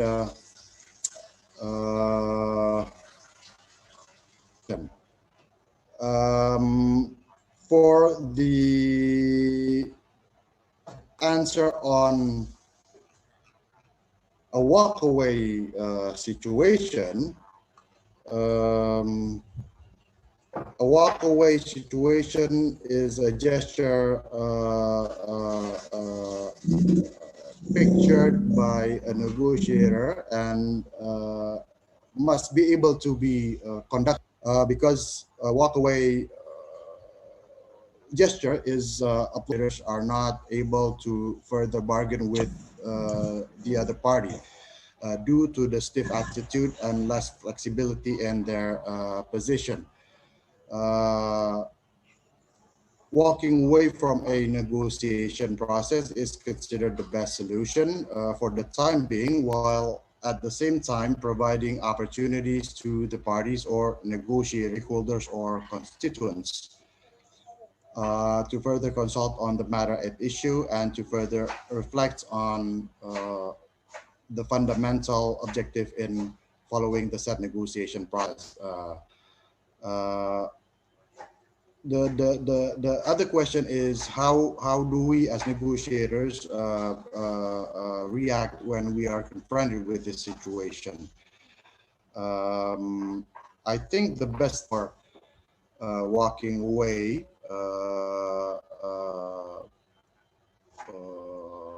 that you as a representation of the government are open-minded and hope that the negotiation process would be able to achieve a convergence position to proportionately address each other's concern.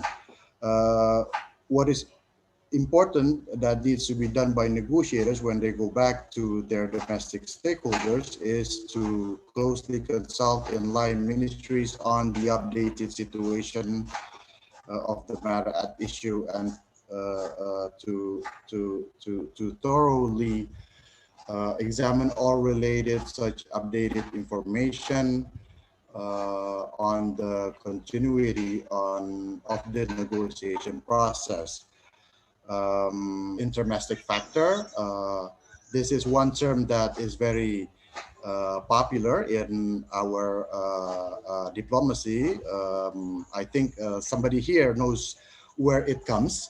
The intermestic factor as well as the responsibilities of their states in the international fora, and try to bridge all the differences, including but not only limited to provide alternative BATNA.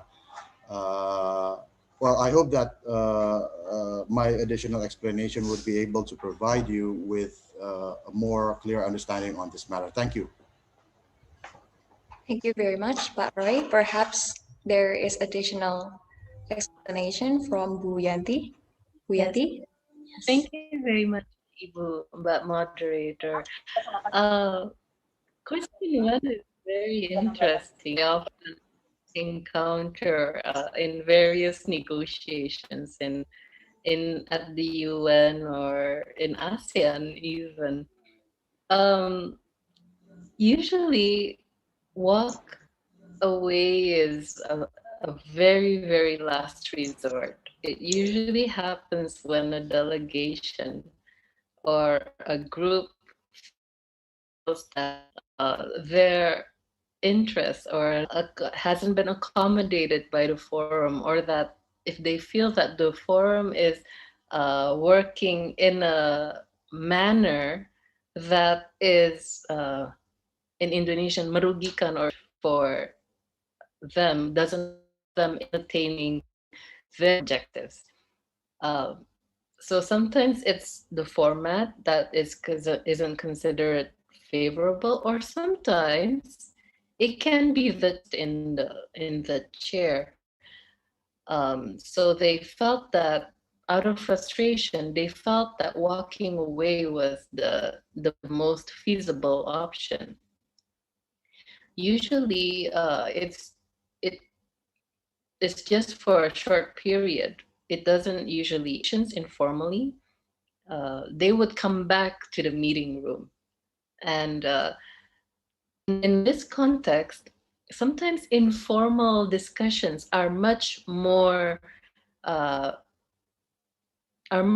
productive than formal talks. And this is one of the examples of that.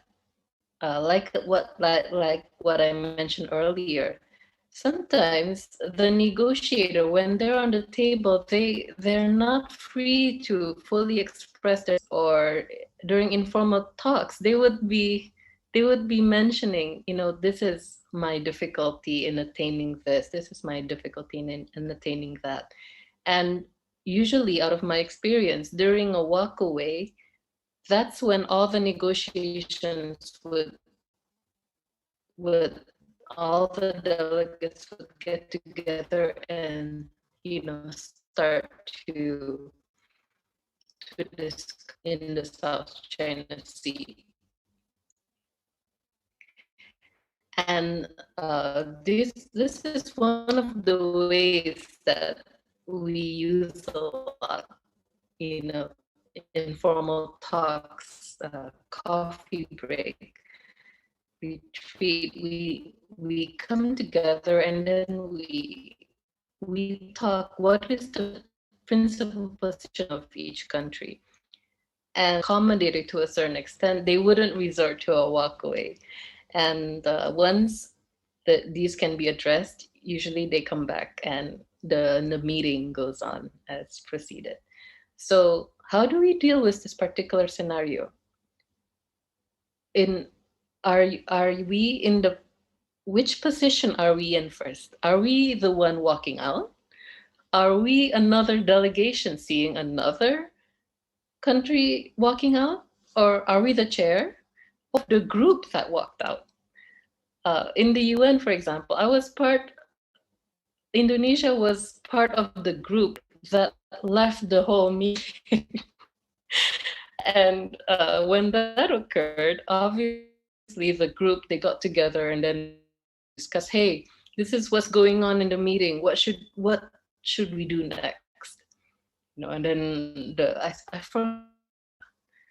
and then the other groups came up. The head negotiator of each of the groups got together. Hey, this is the stumbling block for this group.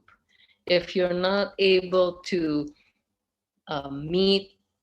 if you're not able to accommodate our concerns on this and this, then our group would find it very hard to move forward the meeting.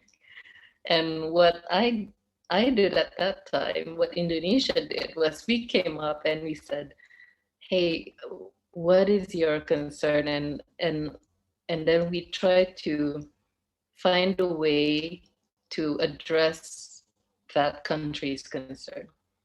On another occasion, Indonesia was the one that walked away. And even the chair came up and they asked, hey, Indonesia, what is your concern? Okay, we felt that this forum has absolutely ignored our concern about this and this. This is our bottom line. We cannot move any further than this. Teman-teman, you have to understand that in negotiations, there's like several. If it goes beyond that, don't expect the negotiator to want to move any further. Sometimes they would say, hey, that's it. And if you're the chair, then the pressure is high. If you have a delegation that walks out when you're chairing, that means that there's some form of, what you would do is obviously you have to approach that delegation as well as on other delegations and seek flexibility. What can we do to accommodate the concerns of this delegation or this group? That is the primary function of the chair. And the chair plays a very difficult role because sometimes they're negotiating with two caps. Negotiation in their capacity as chair, and negotiating in their national capacity. And they're serving as chair, they have to be as neutral as possible. They have to be fair. But then they would say, for example, I'm now going to speak in my national capacity. So that means that, hey, don't look at me now as the chair. I'm now talking on behalf of my country. So that's how you deal with it. You have to look at, in what capacity are you in? Are you the one walking out? Are you chairing? Or are you the one seeing another one going out? So that's one of the examples. But again, this only occurs if something is seriously going wrong and it's not being accommodated. If not, it's very, very rare that negotiators would actually walk out from the meeting room. Thank you very much, Bu Yanti. Suppose that we can conclude that how to react on walkaway position depends on case during negotiation. And now, I suppose we already have someone raising their hand. It's from Muhammad Iqbal J. Rahman from Jakarta. If I may ask Muhammad Iqbal to turn on his camera. Yeah, I am You may- already. Yes, you're audible. Okay. May I state my questions? Yes, you may ask your questions. Okay.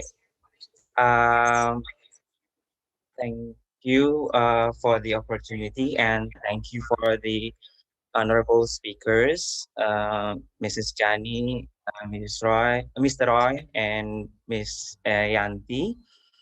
And my question will be about formulating the first offer before facing the other parties, because for sure it will be the first gate for the negotiation process. As far as I know, the first offer which we will put on the table, on the negotiation table, should honorable speakers, especially the practitioners, for anchoring our actual goal. Is there any tips and tricks for anchoring our actual goal as the first offer? So although during the negotiation process, there will be some adjustment, it will be still in line with our actual goal. Thank you.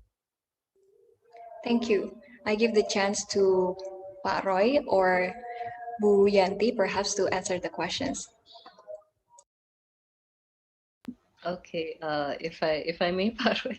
So just to make sure I correctly understand your question. So your question is, in a drafting session, how do we make sure our interests are included in the final document?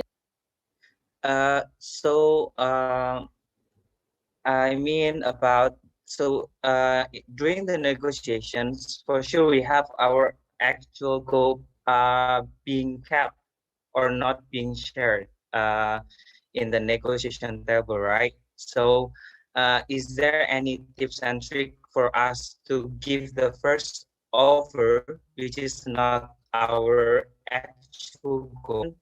It will be still in line with our actual goal.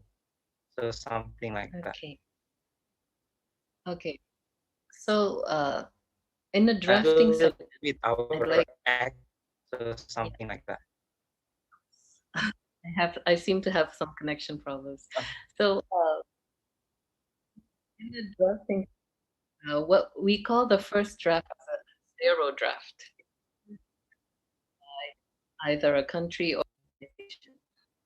And in trying to have our interests or positions, we play with the language.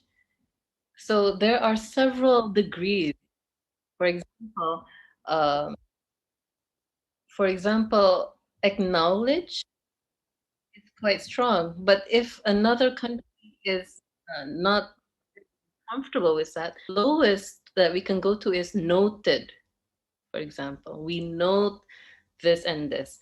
So what we do, we negotiators do, is that we play with the degree of the words, and if a country, another delegation is not comfortable with a certain issue, we don't issue or a position that would accommodate them. Another tactic that we negotiators use, particularly in ASEAN or in the UN, is that we use language from previous documents. That is something very strong, and it's not something that can easily be rejected by the other delegate. Agreed before. So we often say, this is agreed wording from this document or from that. We would debate further, like to what extent it would be accepted. But usually agreed language from previous documents is something that is more often than not agreed. And another thing that we do in negotiations, if we cannot come up, if we can't come to a certain agreement, for example, particularly in technical and factual update of the resolution from the year before. That's why, and so that's why it seems so slow. You know, sometimes we'd get really frustrated. Why do we spend so many months negotiating on a resolution, then we don't agree, and then we just fall back using the position of the resolution from the year before? That's some of the tactics. And what you mentioned, that is also one of the art and tactics of negotiations. Sometimes what the person or the negotiator would express formally in a meeting is not something that they can openly express. So that's where I mentioned personal relations and getting to know them and better understanding what, find a common ground which would adequately address their concern and this concern. Like, for example, I was once in a negotiation in which this one country had a really, really, really difficult time out of, it was the only country that objected to this particular treaty. Apparently, the president or the prime minister, and the person that the negotiator told me that, Jan, I can't move any further than this. You know, you can't push on with that because there's something that would absolutely go against the country's position. And in that respect, then sometimes negotiation is under discussion. What is the forum? Like I said, is it a resolution or something? And you play with the degree of the wording. If it's possible to achieve a solution, then good. But if it goes then you can't do much to move any further. That's just a little bit from me. Perhaps Pak Roy would like to add. Thank you. Thank you, Ibu Yanti, for your answer. And thank you. I didn't get the name of the person who raised the question. Anyways, I would like to add what Ibu Yanti has already mentioned, is being able to understand basic positions. You will never be able to what is needed to be understood is what is the basic position of your delegation, of your country. Many diplomats or negotiators use these wordings, use these categories as differing the positions. There is a middle call position and also a red line, or sometimes it is known as your basic position should be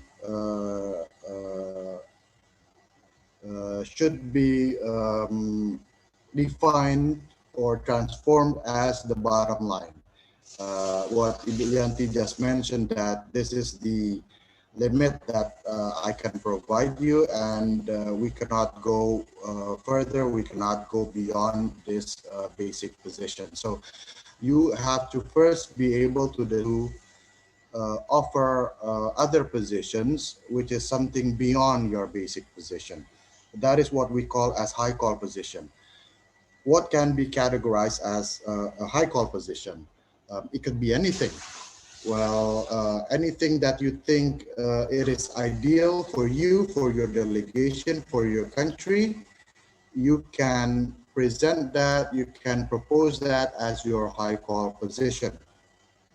will not be jeopardizing our basic position, will not be jeopardizing or probably breaching our domestic laws and regulations. So that is the first thing that you need to understand, that when you want to try to provide offer sermon the basic position of your delegation of your country, so that you would be able to think beyond what is actually idealistic for your needs and for your interest.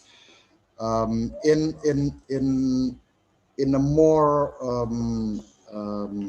easy way to understand what should be considered as the high call position, I believe that the majority of you following this event, this webinar, are law school students. So I do believe that all of you understand the difference between my tips and tricks on how I try to think about what should be included or what should be determined as the high call position.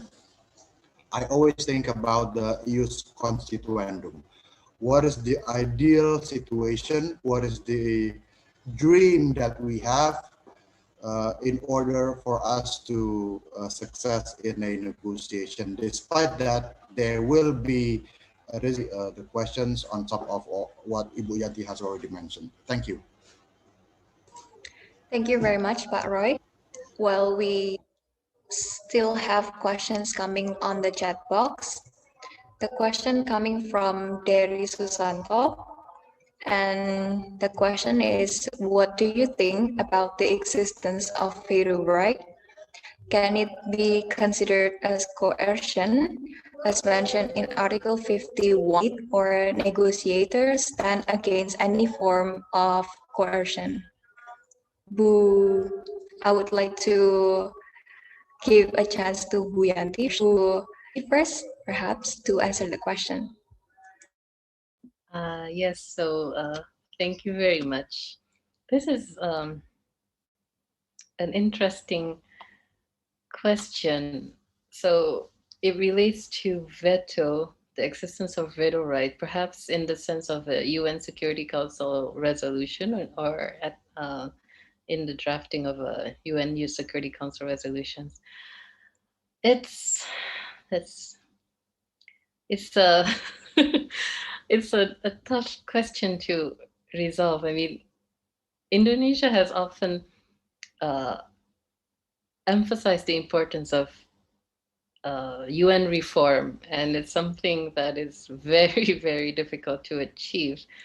And the veto right is one of the basic, one of the crucial aspects of this. And I think it's something that will continue to exist for a long time, at least in the context of the Security Council. As for coercion, has a delegation or negotiator has to stand against any form of coercion? That's also a very interesting question. In my line of work, I have experienced this at some point,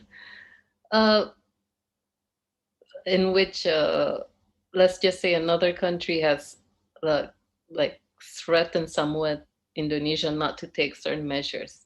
But when it's your when it's your country's interest, basic position, and it's consistent with Indonesia's foreign policy, bebas aktif, then you move ahead. You don't care to what extent other countries try to coerce you or try to force you to accept their position. You just don't.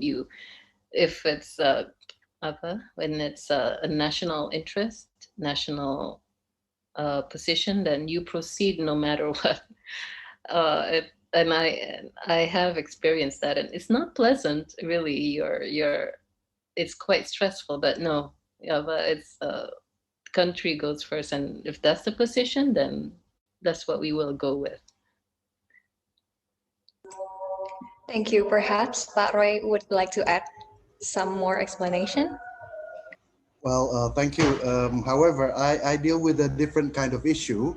I'm more into the economic cooperation and development negotiations, in which that we do not recognize veto rights when we talk about negotiations in economic cooperation and development. As Adyanti said, that it is something which we cannot. It is something written in the UN Charter about the veto right. So I do believe that there is nothing that we can do unless to try to solve it as good as possible. However, it is a different case in when you're entering into a negotiation in economic cooperation and development. Since that no country recognizes a veto right, uh, we are free to present and to propose anything we want. And at the end of the day, bargaining processes are more into what is known as national interests.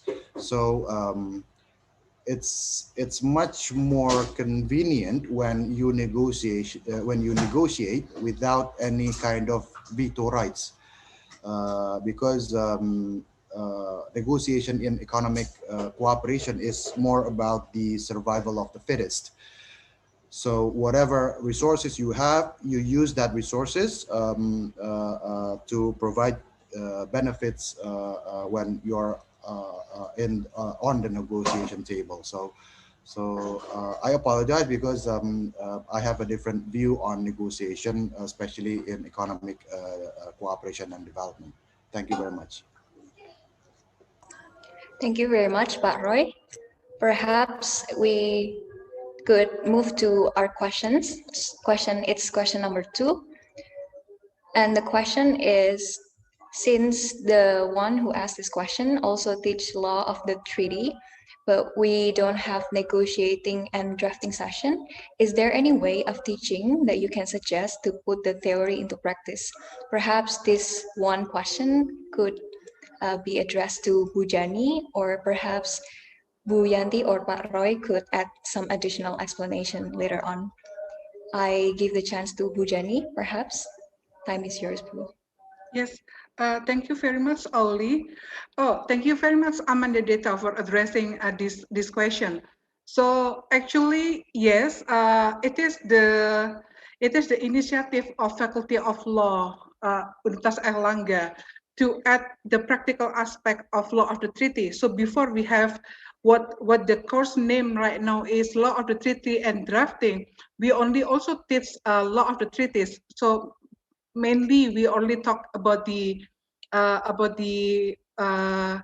law of Vienna Convention, but then we expand the content of the courses by involving the treaty drafting process. So I think it is for in perspective of a lecturer. So I think by well understanding the content of Vienna Convention, that will ease the student to compose a treaty.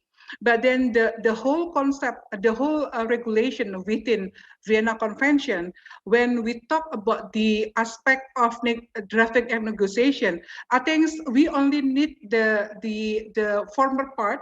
So I think until consent to be bound, that's the articles that we can use easily when we want to train our student how to compose a treaty. For example, just there is an article in Vienna Convention about the consent to be bound can be stated by signature, ratification, etc.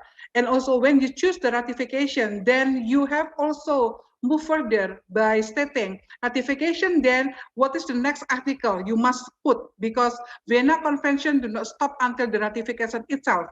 But then the Vienna Convention require whether the instrument of ratification should be deposit only, notify only, or exchange.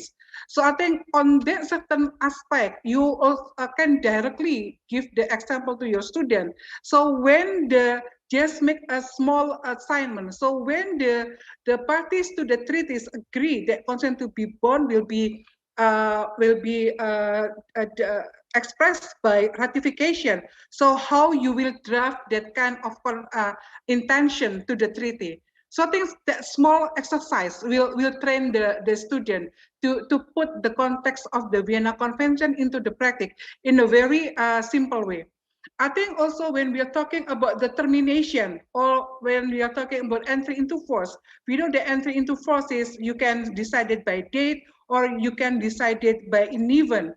So then, and if you can relate the consent to be bound by ratification, but also what is the next article you need to choose, whether the entry into force is you stated based on the date or by any manners. Because if you choose the ratification, so then you will have a difficulty, and you should need anticipate the situation where not every country will finish the ratification process in the same times. So just be careful if you choose the consent to be bound and deciding entry into force. I think on that certain article in Vienna Convention, you can just create a simulation by asking your student to how to put that kind of content in the article into the language of the treaty. So I think it's also when we are talking about the termination and the consequence of termination and also about the dispute settlement, I think such kind of article in Vienna Convention is very fruitful if you want to give your student exercise on how to put the theory into a practice. I think that is my suggestion. Then I really like to hear what my colleagues Bu Yanti and Pak Roy address on this issue. I'm just wondering. So what is taught in the class? How far is it with what is the reality that you face in the negotiation table?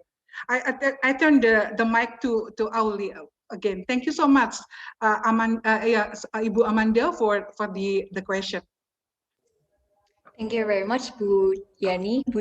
Perhaps Bu Yanti would like to add more answer to that question. Time is yours, Bu Yanti. Thank you very much, Ibu Amanda, and also Mbak Moderator for giving me the floor. This is an interesting question because based on my experience, the most efficient way for a student to understand an issue is to try to practice it. So even though you don't have any negotiating and drafting session, I think it would be interesting if you could try to develop just a small simulation of a fictive case about several, like 2 or maybe 3 countries that are trying to resolve a certain issue or develop a treaty, and then you can put the students as delegations of certain countries.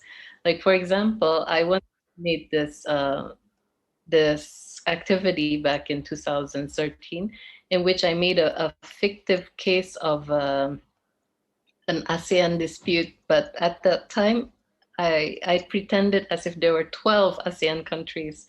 So there were 2 fictive ASEAN countries with their domestic problems and all that. And then instead of going to the International Court of Justice, they resorted their dispute to the dispute settlement system in ASEAN.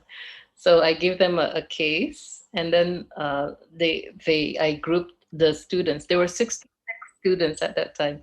We developed them into small groups, and then they drafted and debated their way into making a short agreement. So I think that's the most effective way to really understand law of treaties and to understand the degree in languages. So that's something that you may wish to explore. It's a bit time consuming, but it's I think it's the most efficient manner. And if you require a from us at the Foreign Ministry, we have the Director General of Legal Affairs, and we also have the Director General of ASEAN Cooperation, as well as Pak Roy's Director General of Multilateral Affairs. We'd be more than happy to, come in from time to time and help with the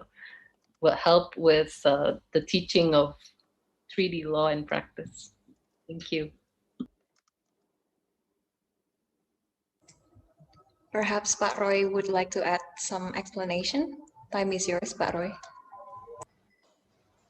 Thank you, Mbak Auli, again for this opportunity. I don't have any different view to answer this question besides of what has already been said by Ibu Yani and Ibu Yanti.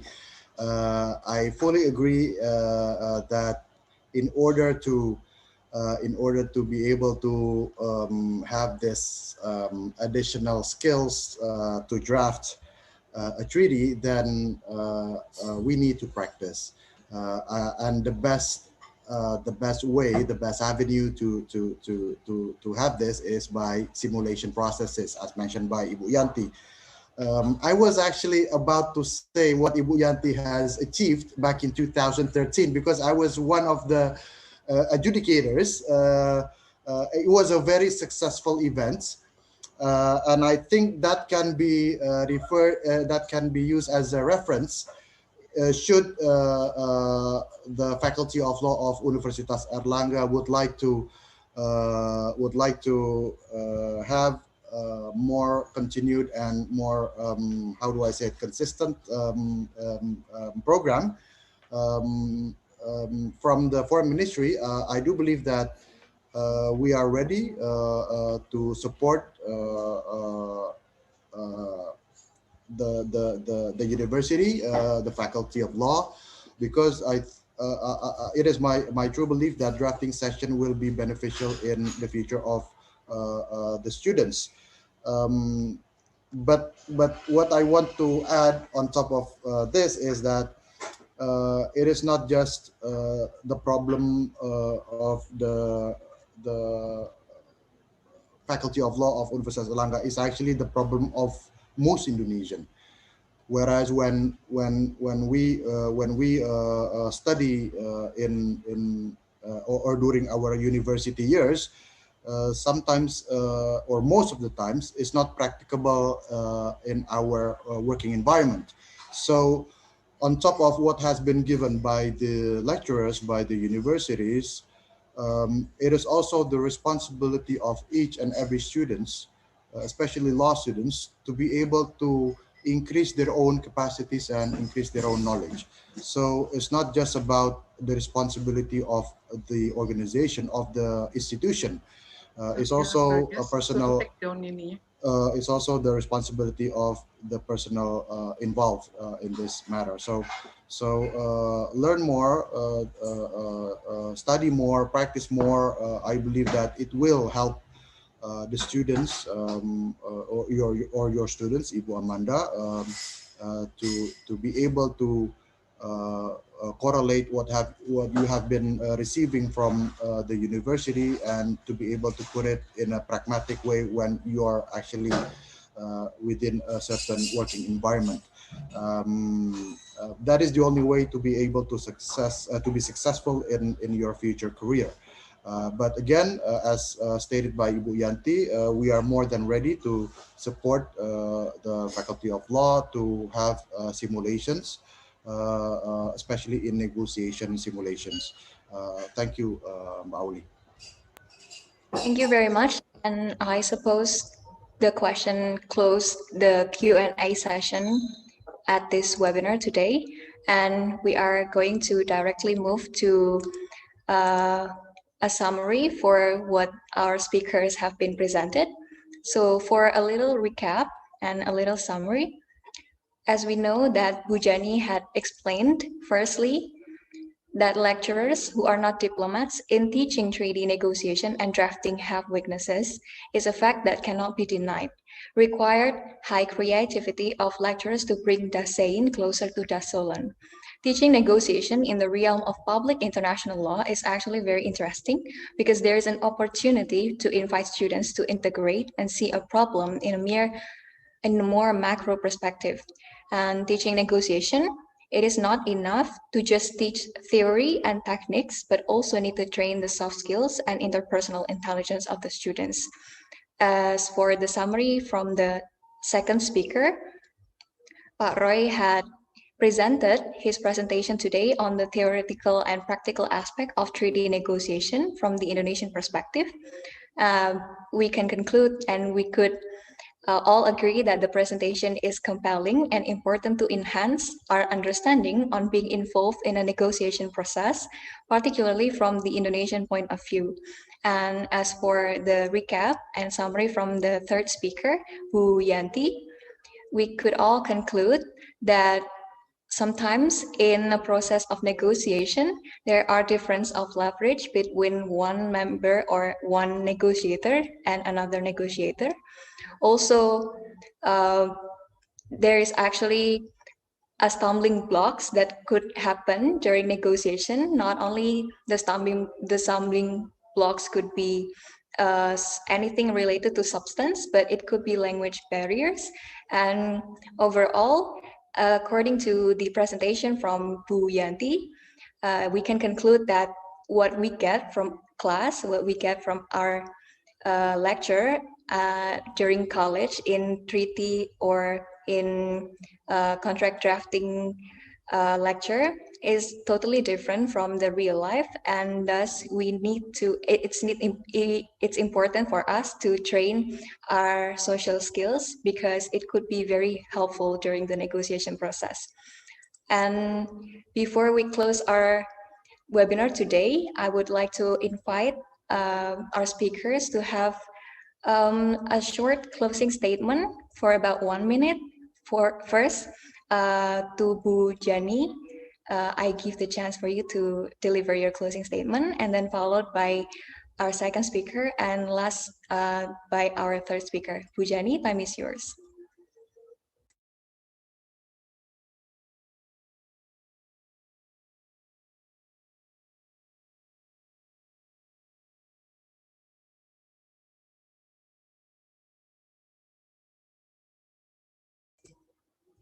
Bu Jani, are you here? Perhaps we could move to the second Yes, speaker. thank you so much. Yes, Okay, I will. Thank you so much, Oleh, for. So I think I will conclude my presentation this evening by stating that understanding the theory very well is a must, and also by such kind of understanding, then will lead us to implement the theory into practice in a really well manner. So that's why I encourage all the students not only stop in understanding the theory, but also seek more to develop what you know and try to find a way where how to implement and practice your knowledge. Thank you very much, Oleh. Thank you very much, Bu Jani. Next, we would like to hear closing statement from our second speaker, Pak Roy. The floor is yours.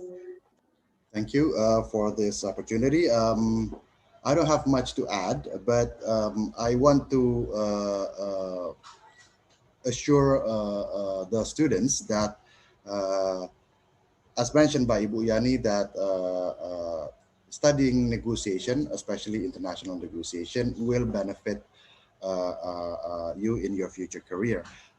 Due to that situation where it was mentioned earlier by Pak Iman Prihandono, our respective dean, that with this current situation with the global pandemic, the COVID-19, it has been instructed by the president that economic recovery is the main priority for Indonesia in 2021 onwards.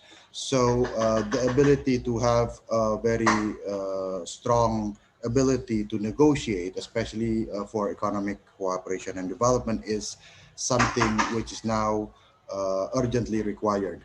And I do believe that all of you as students, as law students, have a very good opportunity right now to learn more before entering the real world. Again, my highest appreciation to the Faculty of Law, and I wish all of the best and success in your studies. Thank you. Thank you very much, Pak Roy. Next, we would like to hear closing statement from our third speaker, Bu Yanti. The floor is yours. Yes, thank you very much. Just to add on what has already been mentioned by the previous speakers, what Bu Jani said was absolutely true. In order to be really good at negotiating, you have to understand the theory, and after that, you just keep practicing, and until you become better and better at it. And similar to what has been mentioned by Pak Roy, again related to COVID, we also see the change in geopolitical landscape and the rise of nationalism in countries. And that makes a lot of countries, it would be, sometimes it's very, very difficult in negotiations because they have a very strong nationalistic views. And that's where the role of a really good negotiator comes in. And if at first, my message to the students is, if at first you don't succeed, try and try again. It's a matter of practice. I remember the first time I started drafting a UN resolution, it was terrifying. And yet I felt during my law school years, I participated in all these law moot court competitions and such. Wait, why is it totally different in practice? Don't feel discouraged. You can do it. And remember, if you're representing the country, then no matter the pressure, no matter the coercion, no matter what is thrown at you, just keep, defending or keep pushing forward, because you are not representing yourself. You are not representing the foreign ministry alone. You are representing 270 million Indonesians. So always remember that. Just keep forward. And that's my note to you if you should become a diplomat one day. If not, I'm sure negotiation skills will be handy in whatever career you choose. So again, my highest appreciation to the Faculty of Law, Universitas Airlangga, for inviting me, and I hope my presentation has been most beneficial. Thank you. Thank you very much to all our speakers for the encouragement and supporting closing statement. Ladies and gentlemen, and with that, we've been through our main agenda. My high appreciation to all the participants for being active during the discussion session. And now we're moving to our next agenda, which is the delivery of Certificate of Appreciation. Therefore, I'd like to respectfully invite the Director of Airlangga Institute for International Law Studies, Ibu Kusrianti, SH LL.M PhD, to deliver the Certificate of Appreciation to the speakers. For your time, Bu Kusrianti, I may give you the chance to deliver the certificate.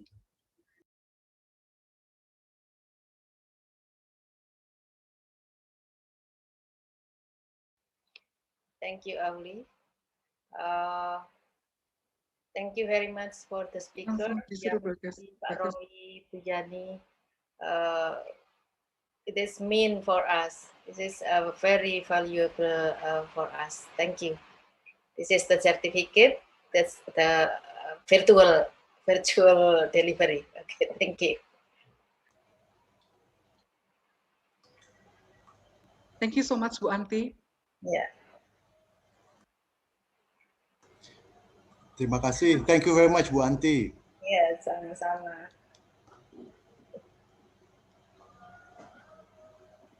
Thank you so much, Ibu. Yeah, thank you, Bu Yanti.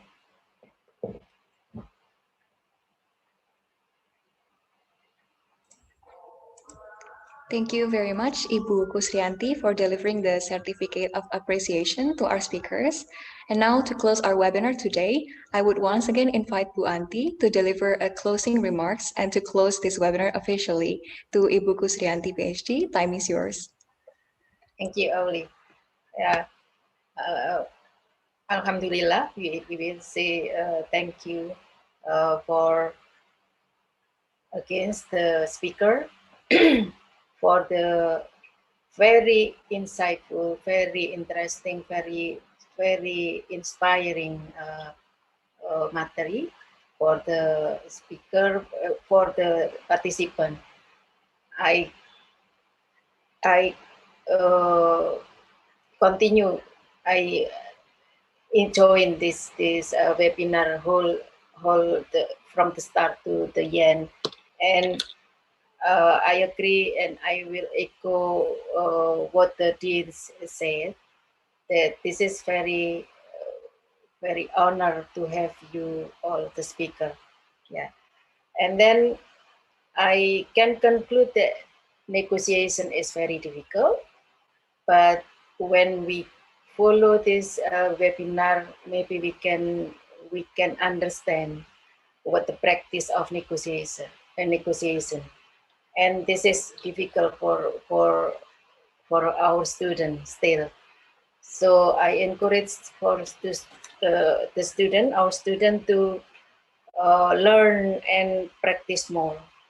Yeah, maybe now it's difficult for you, but this is you can learn from the experienced speaker. So thank you very much again, and thank you for the committee and the moderator, Oleh. Thank you very much. Thank you very much, Ibu Kusrianti, for the closing remarks. Thus, this is the end of our webinar today. And last, to close our webinar today, I'm Auli Nahdian, and it's an honor for me to be on the stage with our speakers who have been willing to share their knowledge and ideas. Thank you very much once again, Bu Jani, Pak Roy, and Bu Yanti.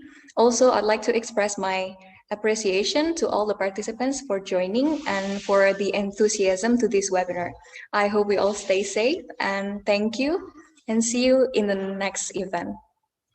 Thank you. Thank you, Mbak Uli. Thank you so much, Pak Roy, Bu Yanti, Bu Anti.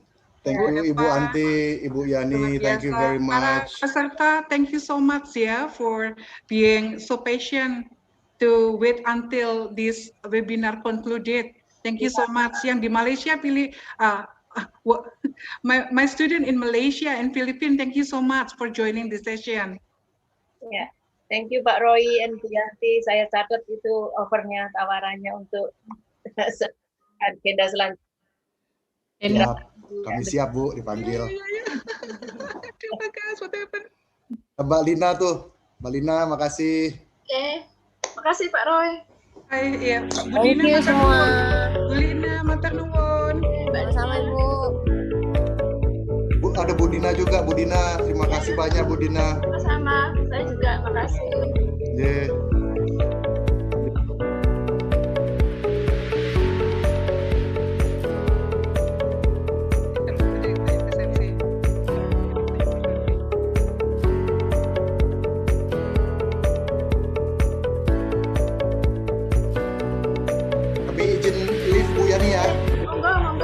Maghrib soalnya. Ya. Bu Yani, Bu Ina, Bu Anti, matur nuwun semuanya. Bu Yanti, makasih ya semuanya. Izin live.